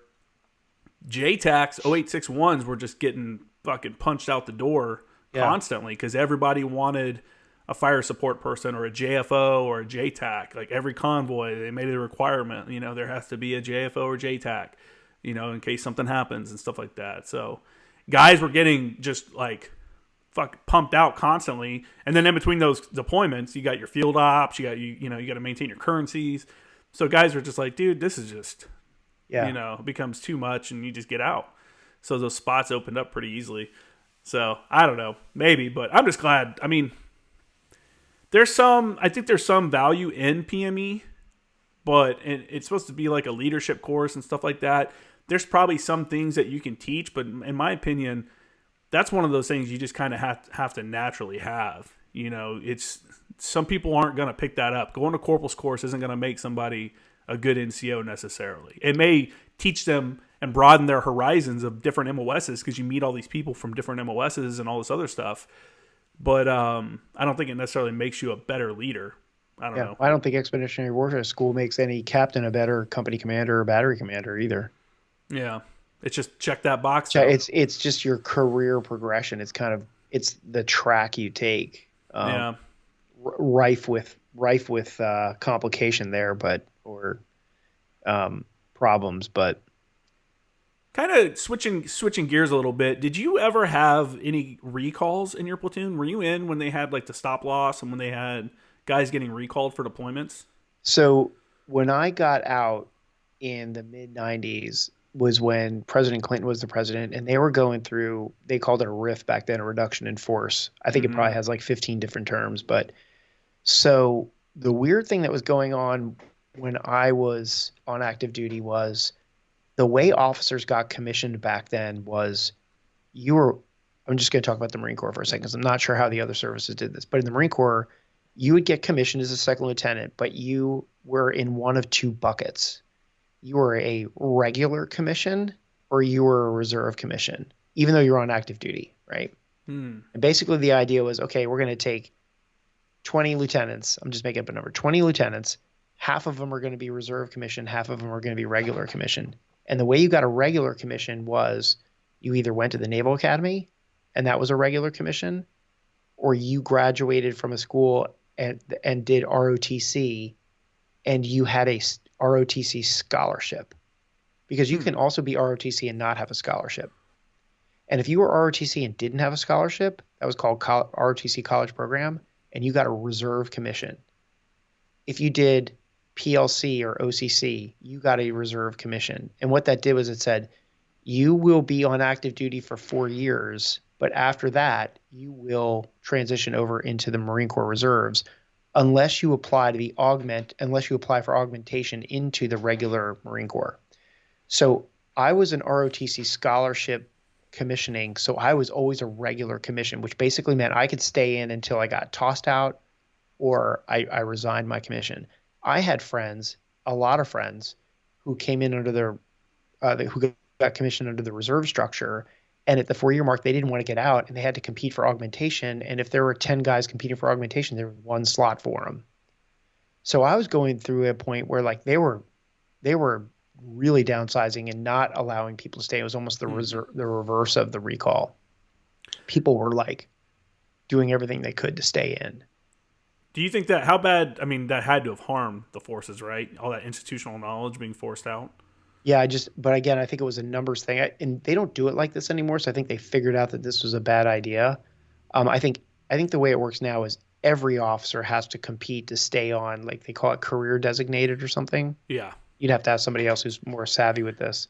Yeah, the first lieutenants, the more senior first lieutenants are waiting on career designation to see if they're going to be able to stay in, pick up captain, and continue on. And then the other guys, I think, have the option to get out and go reserves. Okay, so it sounds like it's the way it was when I was there, except everybody has to go through career designation, whereas I back then wouldn't have had to go through career, to the extent that you consider it the same thing.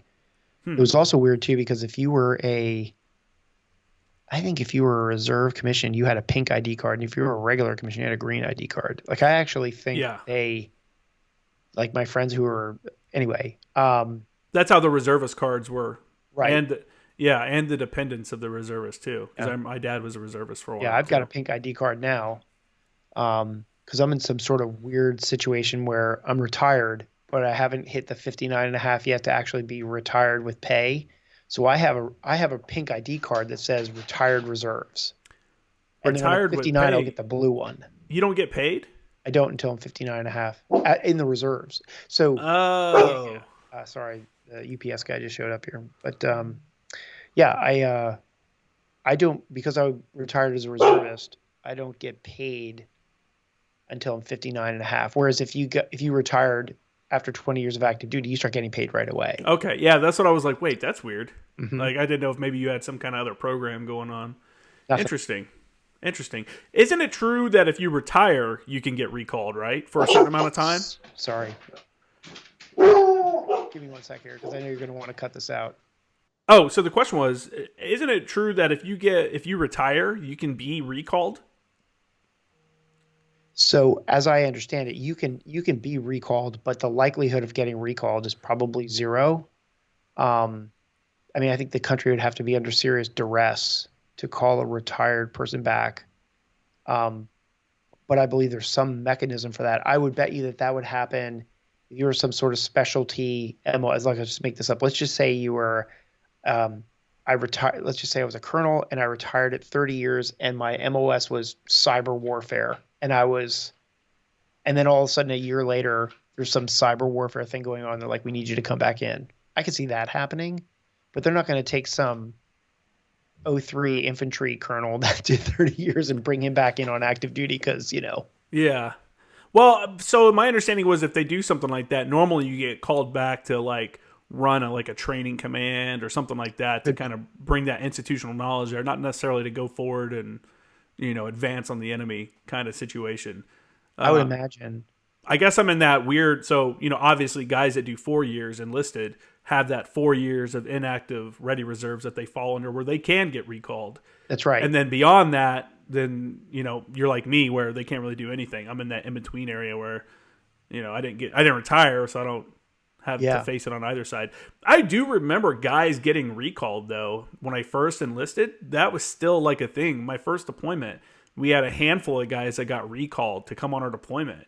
And they were not happy for the most part that they got recalled, especially because right before we deployed, this is a maintenance unit, so we don't deploy as a unit. It's usually like they form like a motor team maintenance company, and then there's a certain amount of numbers. You got to meet the number of people that are going.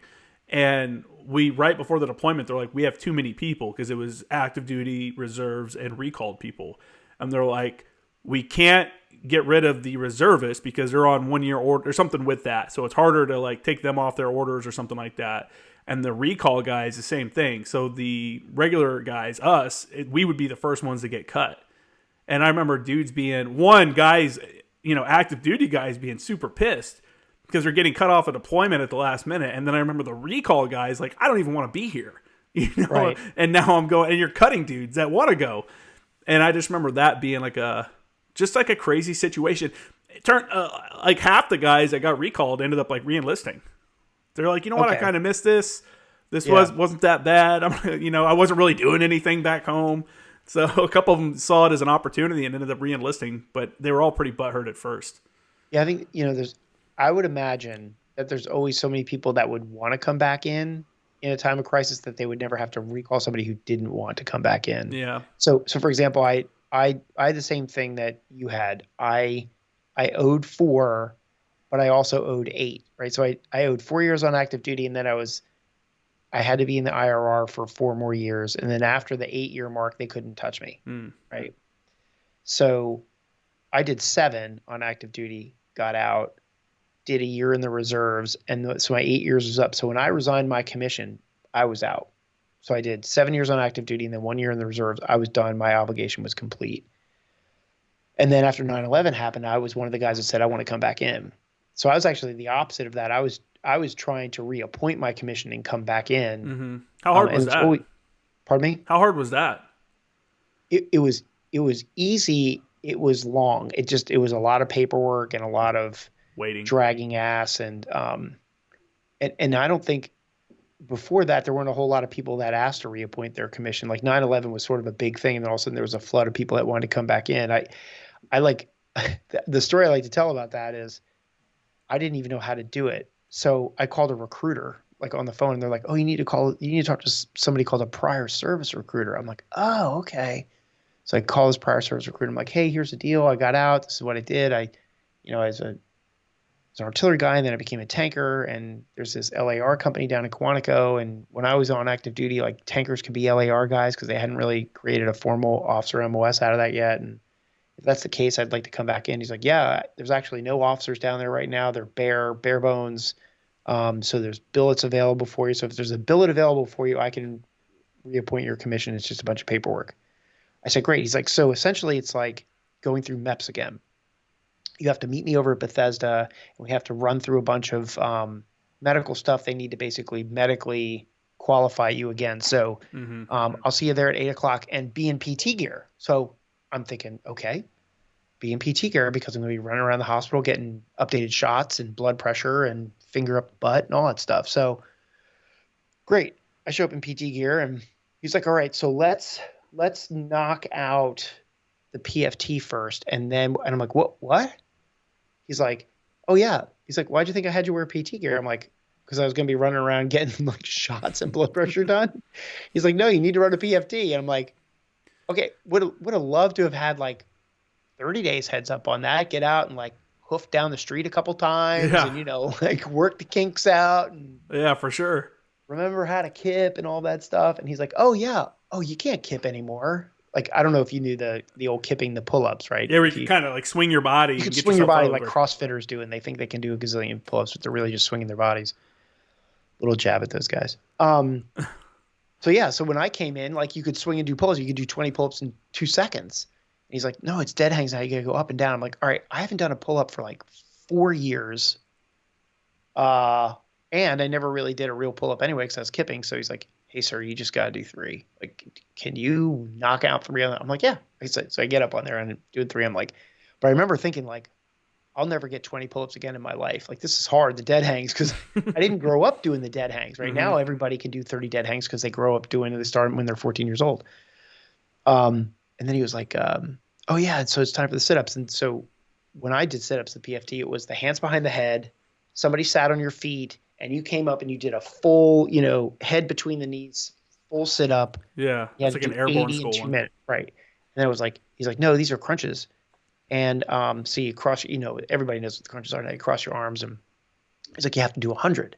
I'm like, "Well, my biceps are about 3 inches long, so I'm coming up the same distance as a regular setup." I'm like, all you did was tack on 20 more that I have to do to get a perfect score.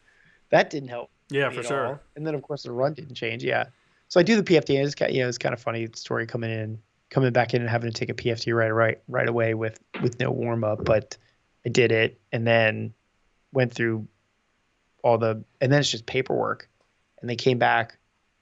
This guy, it's kind of like waiting for the VA. You're just waiting. And I get this phone call from this major, and he says, "Hey, I'm with, the whatever branch reserves, and congratulations, effective June 1st, you will be reappointed back into the United States Marine Corps Reserves at the rank of captain. Congratulations." And I said, "Oh," I said, "Great." And he goes, "I do have one really interesting piece of trivia to share with you." He goes, "You are the oldest non-prior enlisted captain in the entire United States Marine Corps right now." Like, oh, I fuck. was like, "Really?" Because I was like 37 at this point. It was like, and he's like, "Yeah." He's like, "It's kind of funny. It's just, kind of a little flag on your record." I was like, "Oh, that's kind of interesting." I was like, "Well, how does promotions work?" Because I was only a year away from getting a look as a major. He's like, "Oh, you're brought back in as a captain with no time and grade." Oh, bummer. I was like, at first I thought that was kind of cool because I'm like, "Oh, I get to do more cool," because captain Oh, times are yeah. the best. I mean, captain's just the best. It's the best. You're not a lieutenant, but you're not a field grade. And captain's It's where you're getting to do all your cool stuff. That's an action rank, right? That's an action rank. Yeah. And I was like, "Oh, that's really cool." Because in the reserves at that point, they didn't have lieutenants because everybody had to do their 4 years on active duty, and then they went into the reserves. So platoon commanders were captains. So it's like, "Oh, you get to be a platoon commander again, do all this cool stuff." And that's exactly what happened. I went to that LAR company. I was a platoon commander for 2.5 years or something. But then at some point they came back, Headquarters Marine Corps came back, and they were like, "Hey, we just figured this out, but if we don't adjust your date of rank back to something more normal, you're going to be like aged out before you're even eligible for retirement. There was some sort of weird math that was going to say like I was going to be too old. I would have not made lieutenant colonel yet, but been too old. Or there was something, and it was going to artificially force me out before I was able to achieve 20 years. So they had to mess with that somehow, and they did. And then I got promoted pretty quickly after that to major, and then I was on the regular promotion cycle. But that's how come my peer group was so messed up. I was a captain, and my peers were all lieutenant colonels at that point because I had Yeah. so much broken time. That's got to be like a weird feeling, right? When all your buddies are like more higher rank, battalion commanders and that kind of level and above, and you're Yeah. you're still down on the company level. Well, first of all, they had a field day with it, right? Yeah. And then out of the side of the mouth, they were all kind of jealous about it too, because captain's just an awesome rank. There's always that saying like, "I'd give anything to go back and be a captain again," and I was the guy that got to go back and be a captain again. It definitely had its perks actually, because at some point, all of my buddies were in pretty serious roles, and I was just a jackass out in the fleet still, and I could kind of call them up and finagle stuff. So in the reserves, there's always a lot of finagling that goes on. Yeah, trying to make things happen with limited people, limited stuff. Limited stuff, limited rounds, limited training areas, lowest priority. It's just everything. You've got to really kind of work the system a little bit. Yeah. And the handshake friendship network really helps out a lot. Not in any sort of underhanded way, just sort of like, hey, if you do that, can I tag onto this training with you? Can I send a couple of my guys out with you to do that? That was helpful at ANGLICO. And it probably also learning about training you didn't even realize was out there. Yeah, absolutely. In training areas. Yeah. So like when I was in when I had my reserve battery command, Mike Battery 314 in Chattanooga, I had previously been at 4th ANGLICO as the operations officer down there. So I knew that they had a buttload of artillery ammo allocated to them for annual training with no tubes to shoot it. Mm-hmm. So the first thing I'm on the phone with is I'm like, hey, if you send a FIC team up here, can you also plus me up with 300 rounds for my drill shoot? And they're like, sure. So then whatever back channels happens with moving ammo around, and I go out to the field and I've got 400 rounds to shoot in a drill weekend. Yeah. Where the other batteries would have like 75 rounds. Yeah. You could do that kind of stuff. That was really cool. Or if ANGLICO was going to do an airborne mission, I could get people a ride on the C-130, get them to go somewhere, that kind of thing. So yeah, just make little things happen. That's how you have to be though. You have to know the system. That's why it's important, like we were talking about earlier, having an understanding of the big picture and the players, people that can help you out. And not like you're using them, like you help them out as well. It's like hey man, we used to do that at ANGLICO all the time. Bring all the headquarters guys out to the range. And when we got to the MEU, hey, bring all the S3 dudes or whoever. Hey, MPs want to come out with us? Cool. Tell them to bring their dogs. I remember one time we're like, hey, tell the MPs to come out. We'll do this range today, and tomorrow we're doing a rappel tower, and the following day we're doing helos. Bring the dogs because they just got harnesses and they're gonna rappel with them. So we're rappelling. That was the first time they got to do that. Actually, rappel the tower and then turn around and put the dogs and the handlers on birds and rappel and do that stuff. Right. So it's like that's not necessarily. No one tells you to go do that. You have to kind of think of that and go, hey, we should do this. It'd be really good training for us all to go, undertake or whatever. Yeah. So I'll tell to the 4 people who are probably still listening to me talk at this point in the podcast, listeners, but I'll say this. So I don't deal with this too much anymore because all of my peer group have all transitioned out. But 5 or 6 years ago, when a lot of my friends were kind of transitioning out as they were getting to the end of their careers, there was always that question of like, how do I translate my skills in the military into something that is applicable to the civilian world? And look, I'm going to tell every single person that listens to this podcast that serves in the military, especially the Marine Corps, this: your number one skill set that you bring to the table is your ability to network and get shit done. I'm not saying everything else isn't transferable. I'm just saying as Marines, we learn how to pick up the phone and ask people for help on doing something. Hey man, I've got this inspection coming up and I've got 3 deadline vehicles because of the stupid mirrors are broken. You have any spare mirrors laying? yeah, okay, hey, I'll take you out. I'll take a couple of you guys out to the hill next time we're shooting. They can call for fire or something like that. Great. Like Marines, we are awesome at that. We're because we're so under resourced. We're so great at Yeah, troubleshooting and figuring things out, and like your networking skills are unparalleled. You just probably don't think about it, for sure. right? Like, hey, I've got an inspection coming up and I'm missing 3 tent stakes. That kind of stupid stuff, right? You just learn how to do that stuff. And hey, one of my Marines is missing a helmet.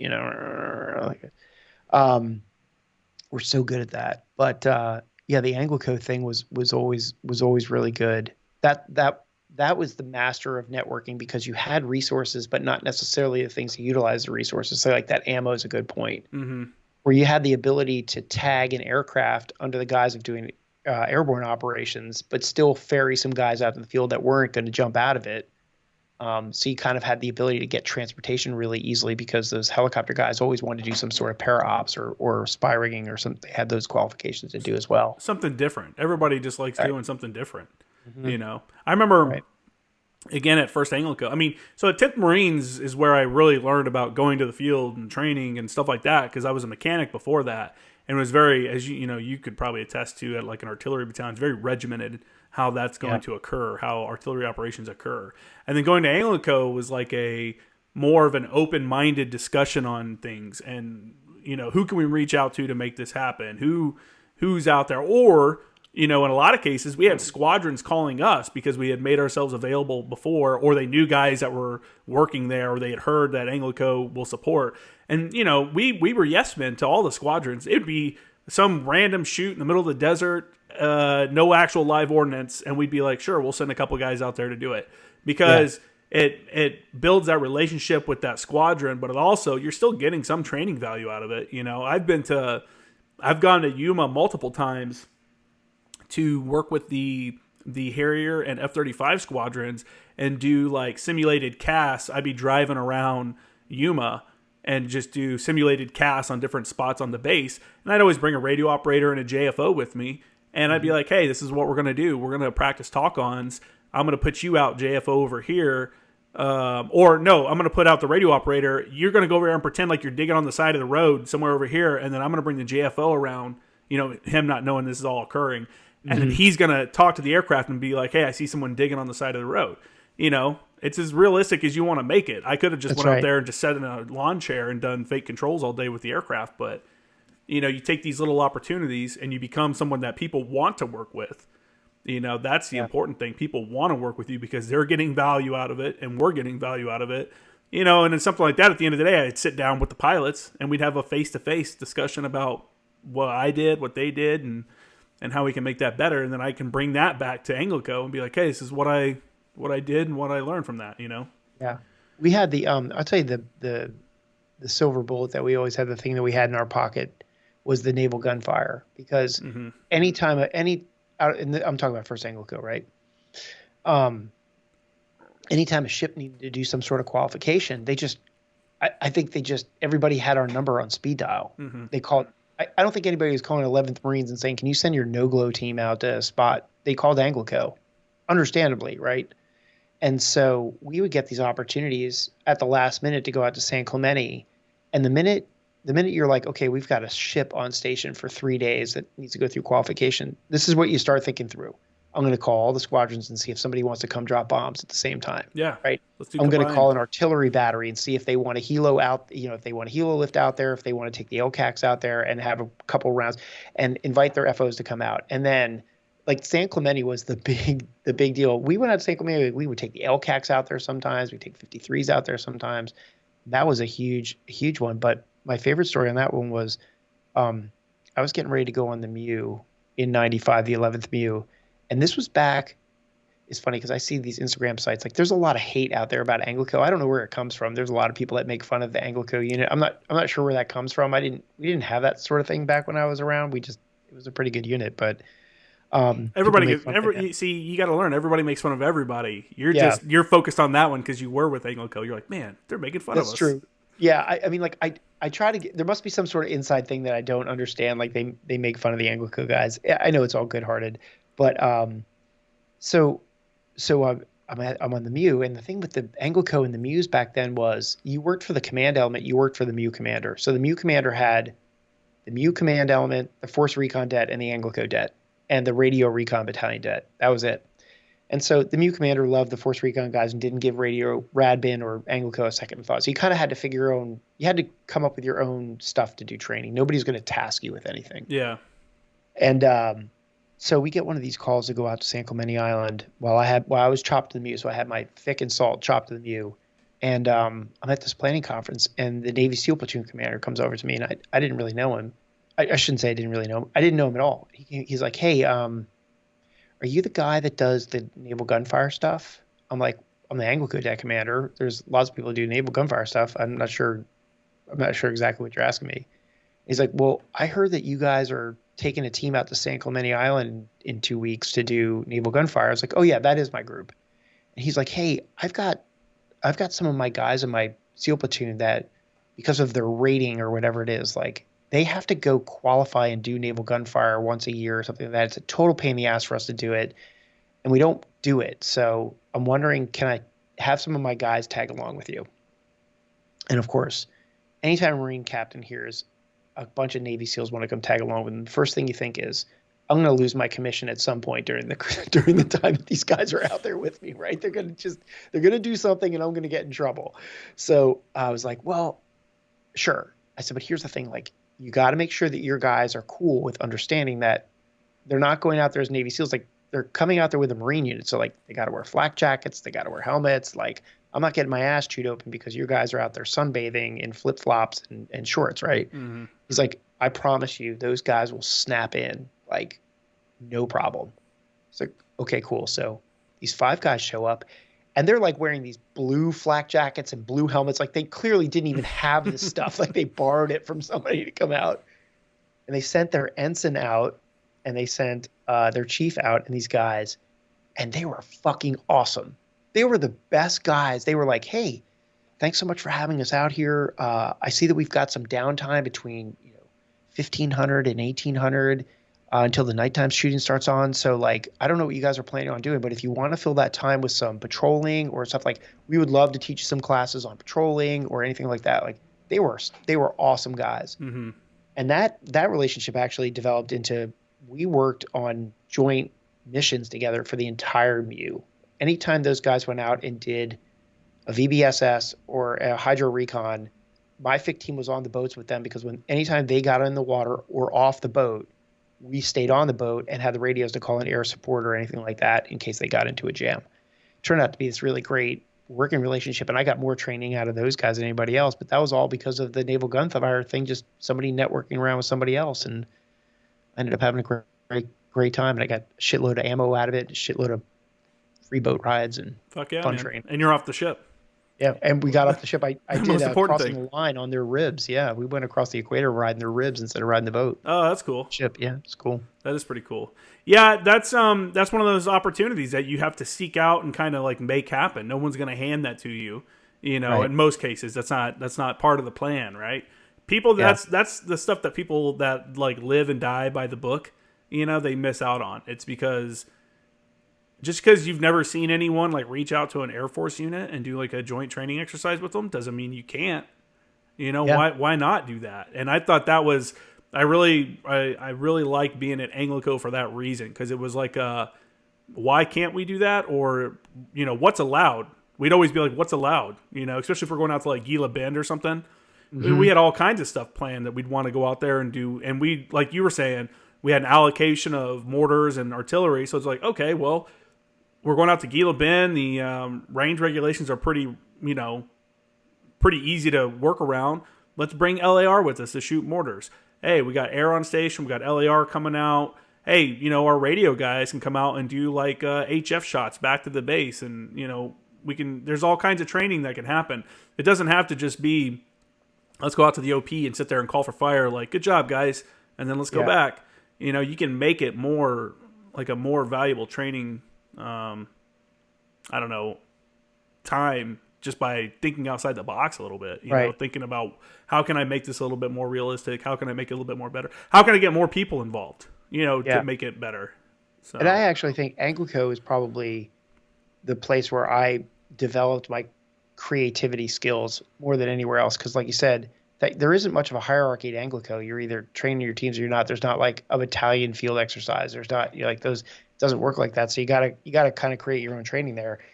And yeah, it was all those sort of like creatively. How can I do this? How can I leverage that? How can I get this? Like, can I pick up the phone and call this guy? Can I pick up the phone and call that guy? And I come back to that skill set that Marines, any Marine, well, any branch of service, particularly Marines, we don't give ourselves enough credit for how good we are at thinking through things like that, connecting the dots, asking people to play, reaching out and calling people for help. Those skills get developed in the Marines. You just don't realize you're developing them. Mm-hmm.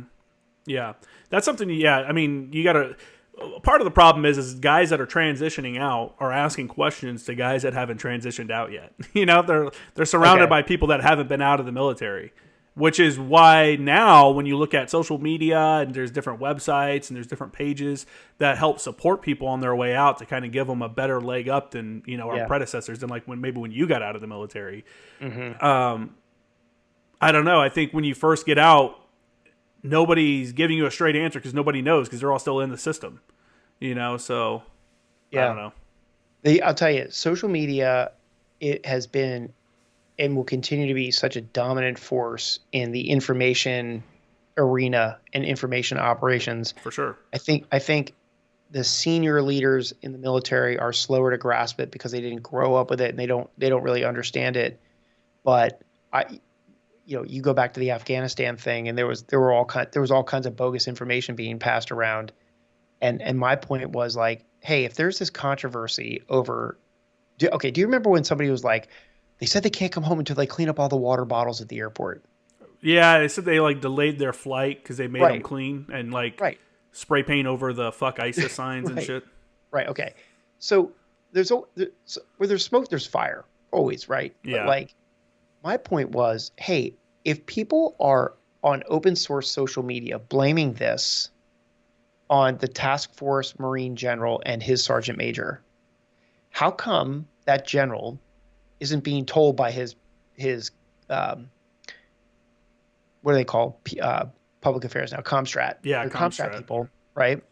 Hey, sir, this is all over social media about this thing going on. We should really respond. Mm-hmm. And you get the general on the thing, and he does a reel, and he says, I want to clear this up right now. Neither I nor my sergeant major gave that order. And if this stuff is going on down at the lower levels, that's on you. But like respond to it. Mm-hmm. Don't let it fester, because now you got all these veterans all pissed off. You've got this huge whip up on social media about it, and all it's doing is killing morale. Yeah. It's a. I asked my buddy.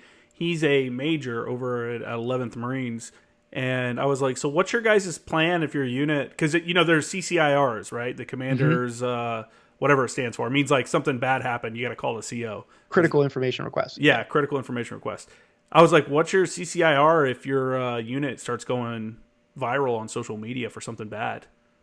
And he's like, "Dude, I've never even thought of that." I'm like, dude, that's a reality now, man. It is a huge reality. I'm like, you got pages out there that are taking, private messages from junior Marines, junior sailors, junior soldiers, and they're making allegations against the command for one thing or another, and it's getting put on social media, and people are like, it's like trying it in the public opinion rather than like figuring out what's actually happening. I'm like, I was like, that's something you should consider.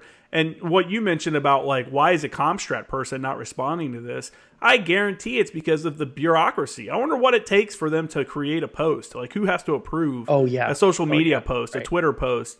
There's some idiots out there in some of the senior ranks. I think there's a couple, like an Army sergeant major or two, maybe a general, that's been on Twitter saying some weird stuff. And it's like, so they're trying to stop that from happening. So there's like a layer of bureaucracy of who can post and what gets put out there. So yeah, there's a great book for anybody that's listening. And if you haven't read this either, it's called War in 140 Characters. And it talks about how social media shapes the conflict, these current conflicts. And I haven't finished reading it yet. I'm famous for starting books and then starting another book and starting another book.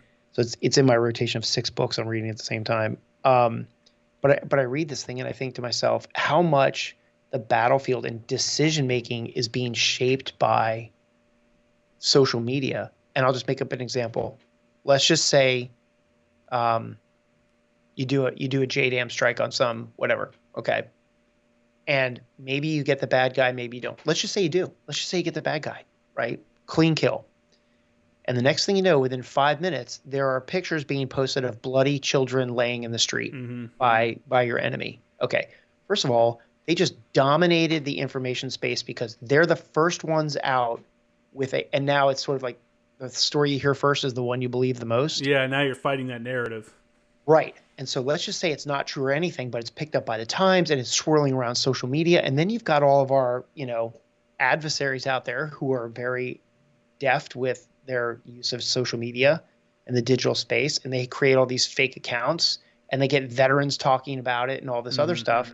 And next thing you know, you're the general officer that's in charge of that. And somebody calls in for the second JDAM strike 2 weeks later.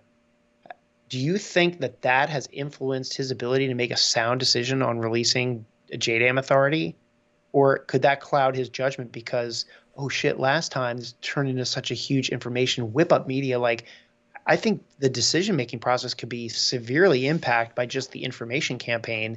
And I don't think we're very good at it. Yeah, not really. I think we're quick to release stuff that makes us look good and then very hesitant to release anything that makes us look bad. Yeah. That very last strike in Afghanistan, they just released a video a couple days ago. I saw it. That was the actual strike video.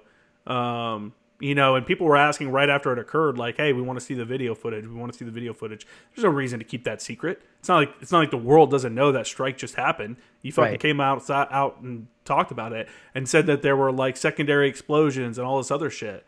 And then when people saw the video, it's like, no, there weren't. Like, what? That was... Yeah, and no one's in trouble for that. Well, yeah. It's crazy, man. But what we were talking about, though, like I was telling, my buddy that's a major, like, yeah, man, you really got to consider that because that's, when you talk like the groundswell is, I guess, the technical term of something going viral, people coming out and like you're talking about with cleaning up the base, the amount of people that were on every post like, what the fuck, this is bullshit, and like just all those like angry voices coming out of the woodworks. Yeah, you got to combat that with the truth. And I don't know, it's a weird thing. I think Comstrat people need to be probably more important within their units than they look. I'll tell you right now, that's going to quickly become a combat arms like MOS. If this stuff keeps up, it's going to be they're going to be part of cyber warfare. Yeah, I mean it's no joke, and there is a huge opportunity to win battlefields in the information space. But who's doing a really great job at this now too, and I don't know if you saw this on social media, but MAR4 Res Commander Lieutenant General Bellin, he's the Marine 3-star in charge of all Marine Forces reserves, right? So of everybody, he's got the most disparate command. People in all 50 states. And the whole thing about the COVID vaccine came up, like you're going to be kicked out if you don't get it by this sort of thing. And rumors start swelling and everything else. All of a sudden I see on Facebook, like there's General Bellin on Facebook Live taking questions from Marines. That's cool. On Facebook Live. The next question comes from a Marine in whatever, and I remember because I watched it. He started out. He's like, "Hey, here are the ground rules," because I know this is kind of new. I will welcome a question from anybody in my command. If you're just Joe, Mr. Public, I'm not going to address your questions. Like this is a venue for me to communicate directly with the Marines that are in my command and answer their questions so they hear it from me. And he was getting shelled with questions like, "Is this true? Is that true?" And he's like, "Yes, that is true, and here's why." And he just answers. He's like, "You may not like the answer, but this is the answer. And I'm not going to lie to you. I'm not going to sugarcoat it. Here it is." How do you identify someone as being part of the command, though? This is technology back end that I don't understand, but I think the questions must have been getting screened, right, by something. And yeah, I can see that for sure. You could also kind of tell by the question if it was a legitimate, question. And I think he cherry picked some of the questions that I'm sure he got a lot of versions of the same question. So he kind of said, yeah. I think that's smart, man. I think that's smart. That's there's nothing wrong with that. I think more people should come out and do stuff like that, or come out on like podcasts and just tell people what's going on. Right. Most people just want to give me an idea of what's going on, so I don't think you're a fucking moron destroying whatever it is you're doing. Like, exactly. Give us give us something to trust you. Yeah, so if the Comstrat people for the task, and I don't know, I can't remember who the task force commander was. He was a Marine though. With the water bottle and the spray painting thing, like if he had done the same thing, been like, "Hey, from me to you, read my lips." It has not That is occurred. not true. It Yeah. is not true. If there are people cleaning up water bottles, go talk to the first sergeants. They're probably having people clean up, but it's not coming from us, and I, we're not delaying people's flights home. I think commands are probably more concerned, not necessarily about misinformation coming from like, Russian troll farm accounts about their unit. I think they're more concerned about shit happening in their unit and it going on social media before they have an opportunity to even like Do take anything care of about it. Yeah. Yeah. So and so is missing from their unit. It's all over social media and it's like, oh, okay, we found them like 3 weeks later. They're just back home. Right. They just said, fuck it. They're leaving. And it's like, I don't know. There's like people putting stuff about sexual assaults online. There's people putting stuff about, hey, there's raw chicken in the chow hall. Like some of the stuff should be called out for sure, 100%. And I think it's good that people are being held accountable. And there's also, just like, because we're human, there's overzealous people that put stupid shit on there that just make themselves look bad or blow something out of proportion because they're trying to get attention or something like that. You know what I'm saying? Right. It's a Well, it's fine also gonna line. really. Here's another interesting. I just kind of thought about this, but this is going to become an interesting leadership problem for people. But there are some social media stars out there right now. So let's just say, Active duty, yeah. right. Let's just say you're a battalion commander, and you get a new company commander checks in, and for the past 5 years, he has amassed 350,000 followers on Instagram. And now you're like, every single thing I do as a battalion commander could literally go viral on that one guy's social network. Mm-hmm. How do you lead in that environment where somebody's essentially a movie star in your unit? That's going to be a tough one. That's one of those situations. Yeah, that's one of those situations where it's like, man, yeah, you could get dragged for almost anything. If something, if they say, that's tough. Right. What do you do in this? I mean, and that's honestly, that's probably we're probably talking about something that is occurring because there are social media. There's people in the military that are active duty that have 50,000 plus followers. Sure. That's not a completely uncommon thing. Does that? I wonder if they have to have a talk with. I follow this one female that is a female military member, Okay. and she started not an OnlyFans, but it was like a Patreon or something like that. And Okay. she's active duty officer, but it wasn't anything like revealing. There was no nudity or anything like that. It was all just like more, I guess, I don't know. It was more teasing, I guess, than she would put on Instagram or whatever. And I'm following her account. She switched units and she went from like being in school to being like back at a regular unit because I think she was away for schooling or something like that. And all that shit went away. And I was like, because she was getting paid every month. People were, subscribing to her account or whatever. So she's getting paid to post these private photos that aren't nudes, I guess, but are, whatever. And all that went away. And I remember thinking like, I wonder if her new command was like, no. Get rid of that. Yeah, I'll bet. And what grounds do they have? Do they have the grounds to actually tell someone they have to get rid of something like that? So I don't think they have the grounds, but I'm going to imagine this conversation taking place, right? I'm going to put myself in the role of her battalion commander, whatever it was, like her, right? And I'm sitting down and being like, we need to talk about this. Here is the liability that you are incurring as an officer of Marines. Have you thought about these things? Because I could potentially see this being much more harmful to your career if it were to go sideways. And I just want to make sure that you are fully thinking about the ramifications of what you're doing now that you're back in a XYZ unit. And somebody may have actually sat down and just really effectively counseled her on maybe it's not such a good idea to do it right now. Mm-hmm. If you're a company commander and your Marines are passing around pictures of like, exactly. Maybe somebody sat down and just like gave her the good old hey, the dad speech or the mom speech, and maybe that's how it got handled. That would be really great if it did get handled that way. But some of these things are going to be really challenging to leaders as they encounter this more and more and more. I will tell you this. One of my favorite Instagram pages is run by a female artillery crew chief.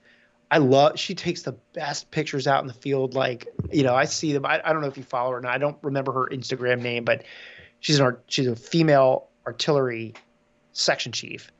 And I love it. I see like which all means, these pictures from out. For those that don't know, that means she's in charge of the gun. Right. Mm-hmm. Which is kind of newly opened up to women. Has never, in my days, you didn't have women in artillery units. Now they do. Yeah. And so it's kind of interesting to see how successful this corporal is. She's corporal or sergeant. How clearly successful she's in leading her gun, everything like that.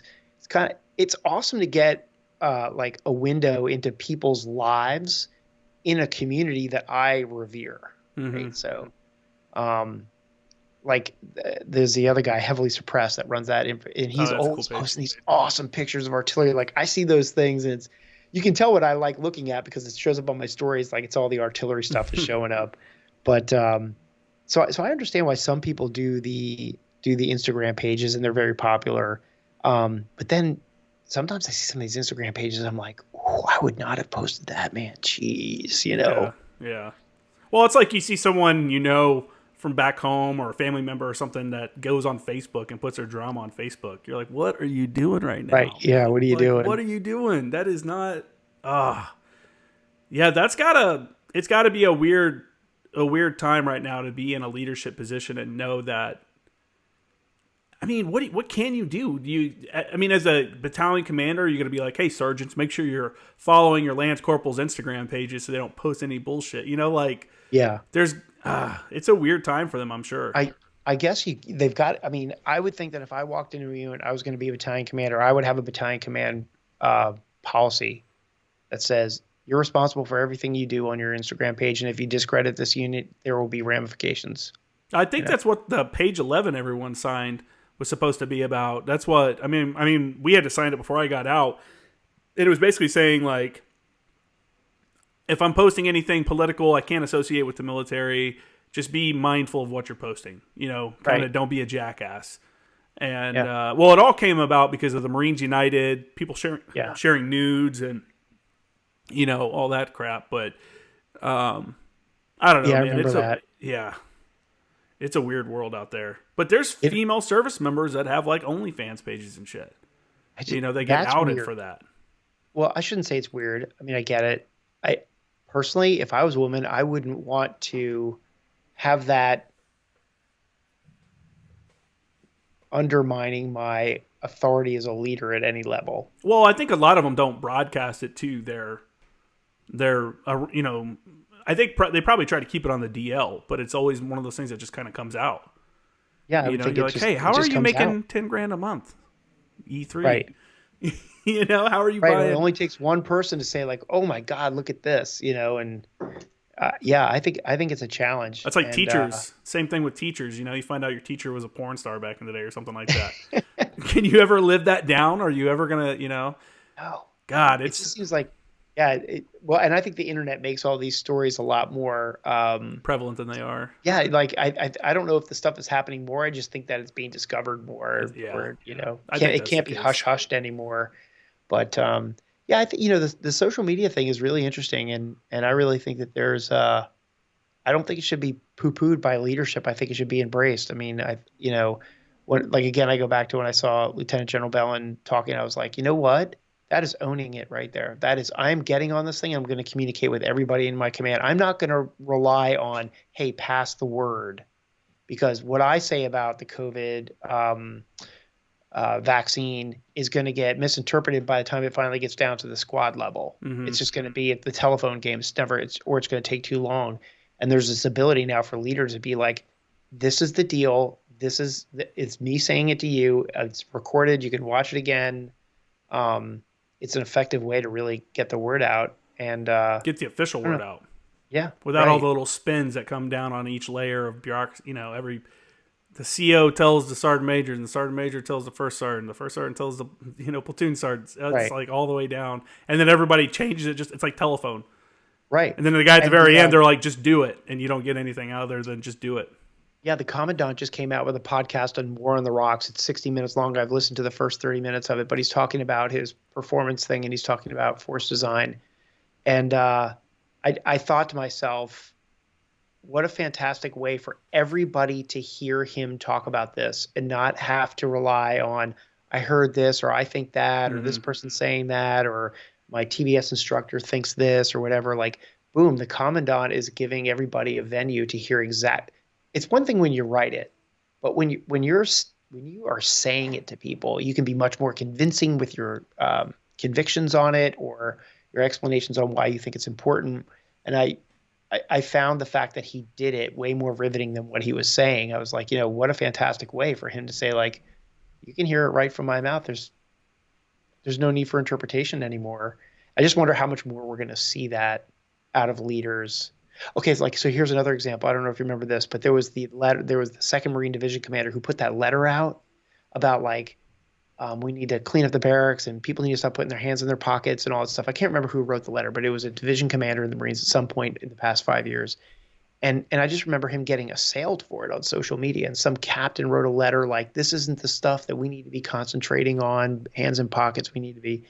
And I started thinking to myself, like, okay, if I was that division commander and there were people bad-mouthing my decision on good order and discipline as a fucking 2-star general division commander, I'm getting out on social media with a social media live and I'm going to say, let me tell you what, this is why. And I would straighten it out like that. And people can still agree and disagree with me, but they're going to at least hear me say it. Yeah, such a great tool.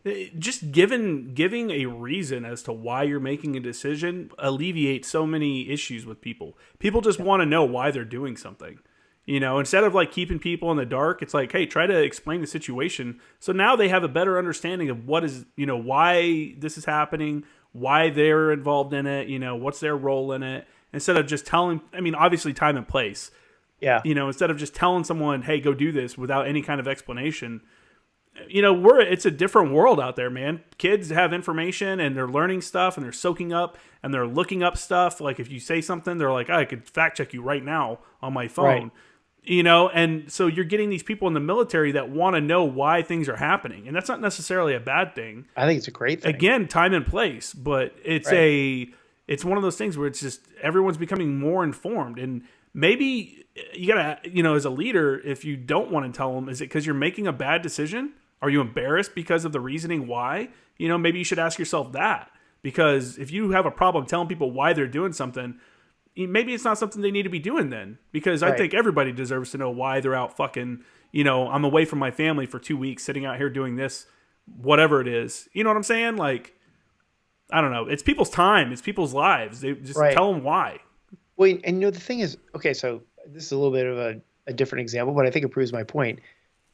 Commanders, the Commandant and the Sergeant Major of the Marine Corps have been utilizing the digital medium to pass the word for 20 years, maybe even 30. Every single year at the Marine Corps birthday message. They're doing it. Yeah. They're creating these videos where they say happy birthday and here's why this is such an important day and blah, blah, blah. Mm-hmm. So now, instead of just doing it for the Marine Corps birthday, how about doing it every week? How about General Officer Hour, right? Friday afternoon from 1600 to 1700, I'm going to sit in front of the camera. I'm going to field questions from the division. I think you're going to have people looking at that and going, well, they don't want their leadership probably questioned in a public venue. You know what I'm saying? Oh, I mean, just conceptually. Like, yeah. Wouldn't it be great? It would be. Yeah. But I think that's the problem is sometimes people can't account for the things they're making people do. You know what I'm saying? Or they don't want to be held. It's a weird, next time you have someone on that's a, like maybe retired general or someone that's gotten out within the last like 2 or 3 years, that might be something to kind of dive into with them, because it's coming, it's not going away. People, I do social media consulting, and now that's my job outside of this. I sit here and that's everybody realizes it. Companies use it. Everyone understands that there's, You have to control the narrative. You have to control the message, and that sounds nefarious. When you say it, to me it does. But the reality is if I'm not telling you I'm doing a good job and showing you the good things I'm doing, then who is? I'm letting the public decide what the narrative is about my own company. In my case, where I'm talking about consulting. But yeah, so I would say you should probably do that, man. Yeah. I don't know if you do a lead in. I don't know if you're going to create a lead in, but you could do the stick around to the very end when he talks about some of his future guests. So I feel like I can talk about these two right now because I won't jinx them because they're actually scheduled. Oh, cool. But I got Lieutenant General Bellin to agree to do my next podcast. So I've got my. Who's he? I'm not sure who that is. He's the Mar 4 Res CG, the 3-star that did the Facebook Live thing. Gotcha. Yeah. So I was like, hey, why don't you come on and that's great. keep it going? Great. So we're scheduled. He's got the mic kit. We're cutting on Monday. And then I've got this. So this is an interesting one. I've got the senior enlisted advisor to General Milley coming on the first week in February. That'll be an interesting one. Yeah. And so, okay, here's something I learned, and maybe everybody knows this and I'm just the dumb one, but did you know that when you become the senior enlisted advisor to the chairman, that your rank actually changes? No, I didn't. So if you're a sergeant major in the Marine Corps and you go fill that billet, you are no longer called sergeant major. Really? You're called SEAC, senior enlisted advisor to the chairman. I've never heard that. Right. So you would go by SEAC Kramer. You wouldn't go by sergeant major anymore. You'd still wear your sergeant major chevrons, and there's an insert in the middle that's a little bit different. So right now it's filled by an Air Force PJ. I think it's Command Master Chief is the senior, but he goes by SEAC. He doesn't go by Command Master Chief. He goes by. Interesting. And there's SEAC. a whole different chevron for it, huh? No, it's the same chevron. It just it has like a different in the middle. I think there's like a different like set of stars or something in the middle. I'm gonna kind of like the Sergeant Major of the Marine Corps has the EGA with the stars on each side. Mm-hmm. So there's a different thing of stars, but the rank actually changes. Yeah, and so that was one of the things he said he wanted to do was spend a few minutes talking about how it's actually a rank. It was started by General Peter Pace. Okay, he was the first person to start the SEAC billet, and then it went away for a little while, and now it's back. And so SEAC. Ramon Colon Lopez, he was PJ, and he's coming on for 2 hours. He said he'll do 2 hours. That's sick, dude. I would. It's an interesting time right now over in Special Tactics for the Air Force. I don't know if you've seen all that hoopla about the female officer going through. So I don't know if you plan on asking those questions, those hard questions. Okay. I feel like my platform is about leadership, and so I don't want to ask current events questions. I want to ask, but I can couch questions like that, and a couple of them, I could probably. I'm sending him all my questions beforehand. Like I don't want a guy like that caught off guard, right? It's not the environment. You send out questions beforehand, huh? I am for him. Yeah. Because his Comstrat people have to clear all of this. Legal has to clear it. Like this has been in the works for 4 months now. Oh wow. Okay. Yeah. But now what's really great is I can say to anybody, I'm like, hey, if the SEAC can be on this thing, you can be on it. That kind of thing. It puts some leverage. But yeah, for sure, right? Yeah, but I can couch questions in terms of like, with some of the recent controversy surrounding issues of people getting preferential treatment in special operations training and things like that. How do you see leadership through that lens and say, like, how can we make sure that this isn't happening? Like you can kind of couch some questions in terms of current events and give them the opportunity to say something about it or not. But yeah. I think in that situation you could be like, even the trainee has said that she was afraid that she would be viewed as a substandard leader within the unit because it looked like things were changed on her behalf. Yeah. That's, I don't know. I understand what you're talking about because it's like, if you become the guy that comes in and starts flaming people that become a guest, then people aren't going to want to become a guest because they don't want to come on and just get tarnished. And I'm constantly trying to remind myself, like, what is the purpose of the project, right? And I mean, the intent of the whole thing, the intent of the whole thing is to be a medium for seasoned leaders to share their, modern real life stories that young leaders can hear and learn from in an easy to listen, consumable format. It's not a current events podcast. It's like, if they think it's germane to the leadership lessons, they're certainly welcome to talk about it. But like, I want people to share their leadership stories, and I kind of want to keep it in that box. Yeah. No, that makes sense, man. No need to get political or get anything like. Yeah. I can have him. I can recommend that he comes on your podcast next. And hey, I'm down. I have two people right now that are former special tactics guys that I'm. Oh, cool. They're listening to a few of the shows, and I think they may come on. So yeah, it's good stuff, man. So when's your next episode coming out? Let's we can wrap this thing up. My next episode is the one that's with Mike McNamara from All Marine Radio, who talks about post-traumatic winning, and that's in editing right now. So I think that's going to come out next week, Tuesday maybe. I go on vacation on Tuesday. My goal is to have it out and posted before I go on vacation. I'm recording the next one on Monday with General Bellin, and then I'm going to work on that after I come back from vacation. So that will release in the first week of February. And then while that's releasing, I will be recording with Siak Colon Lopez. So I've got 3 in the hopper that are going to be coming out in the next, let's call it 6 weeks. So I have 3 episodes over the next 6 weeks I think are going to be really, really good. And I'm in the process right now of putting out some feelers for some other people too. I actually have started going around the Instagram network, and some of the people who are really popular with their Instagram pages, I'm reaching out to them and I'm saying, I don't care what rank you are. You've been posting a lot on Instagram about leadership. Let's get you on the podcast. Yeah, for sure. And some people are more reluctant than others, but I'm still working on it. So yeah, man, it's that's what I always tell people. It's like their story. So when they want to tell it, they'll tell it. Right. I've had people reach out to me all the time. They're like, you should have so-and-so on. You should have this person on. I'm like, hey, I should, but I don't know them. And like, if you know them, ask them, because it'd come more from you than from me probably. And if they say no, it is what it is. Like, I've had a lot of people that I know have amazing stories turn me down just because they don't want to, come on a public forum and talk about it and stuff like that. But yeah, I think it's good stuff, man. I think that's great. If it comes out on Tuesday, that means it's coming out the same day that this one's released, because this is coming out on Tuesday also. Where can they find you on social media? So social media, I'm on the Mill Office on Instagram. That's my most active site. When I post on Instagram, it pushes over to my Facebook page, but I don't pay too much attention to the Facebook page. I just don't really enjoy the Facebook experience. I like Instagram a lot. Mm-hmm. So you can find me at the Mill Office on Instagram. And then, of course, on Apple Podcasts, all the different podcast players are carrying Moments in Leadership is the name of the podcast. You can search for it. If anybody finds the one asshole that gave me the 2-star review out of like the 55 stars I got, somebody pummel the shit out of him for me. Did they at least leave a comment? No, or a review? No comment. Right? Hey, thanks for the constructive criticism. I got a 1-star and same thing. I'm like, man, you didn't even leave, like, because you know how most people are. They're 1-star or 5-star people.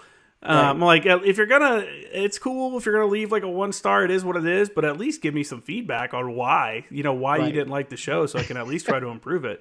I was trying to go for the 50 straight 5-star reviews, and it was like on the 48th somebody jammed me with a 2 or something like that. It's kind of funny, but I don't know if they so all the podcast players. Yeah, sorry. I was gonna say, I don't know if they listened to me. They heard me say that on one of the podcasts when I said like, hey, someone left me like a 1 or 2-star review and didn't leave a review.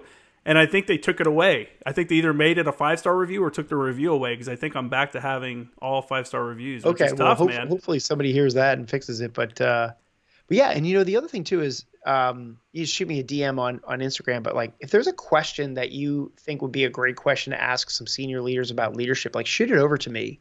Like my brain is only capable of creating so many questions, but sometimes somebody could be like, hey, why don't you ask about this? Like, I would love to get some DMs from some second lieutenants at the basic school, or some sergeants at sergeants courses or staff NCO academy. Like, next time you have a general officer on, ask them about this. Like, I would love some questions from the audience, and I'll put them in there too. So you should do cool. On your Instagram. You should do a stories with a questions thing. Like, hey, I'm having so and so on. What are some questions you have for? Oh, you know what? That's a great idea. That's a great idea. Will you help me share that around a little bit? That's why I'm a social media consultant. Right, exactly. So. People can hit me up about that anytime they want at jkramermedia@gmail.com. I will consult. Yes, exactly. You'll get a quote out right away. For sure. Yeah. Instagram's kind of funny too, because sometimes I'll post stuff on there. Like, a little quiz or something like that, and like 3 people will answer it, and then I'll see like a completely stupid quiz, and like 5,000 people have answered it. I'm like, all right, this is a waste of my time. It doesn't. It's not supposed to make sense, man. Yeah, that's true. That's you just true. roll with the punches with it. All right. Thanks again for coming on, man. I really appreciate it. I've been enjoying the podcast. I'm glad to see that it's growing. Everybody get on there. Leave him a 5-star review if you can. Leave me a 5-star review if you can at the @Former Action Guys podcast on all the platforms as well. I've been really enjoying. There's been more and more comments on the YouTube channel. So please, if you want to ask a question, feel free to do so there, or get in on the conversation. Hit me up on Instagram. It's @FormerActionGuys and @JKrimmerGraphics, both of those. And my website is jkrimmergraphics.com. Did you have something there? Me? No, I got the dogs wagging their tail underneath my I thought you were about to say something. All right. Well, hey, everybody, man, enjoy it. Thanks, Chelsea. I really appreciate you having me on, man. I'm really glad we got a chance to meet. For sure.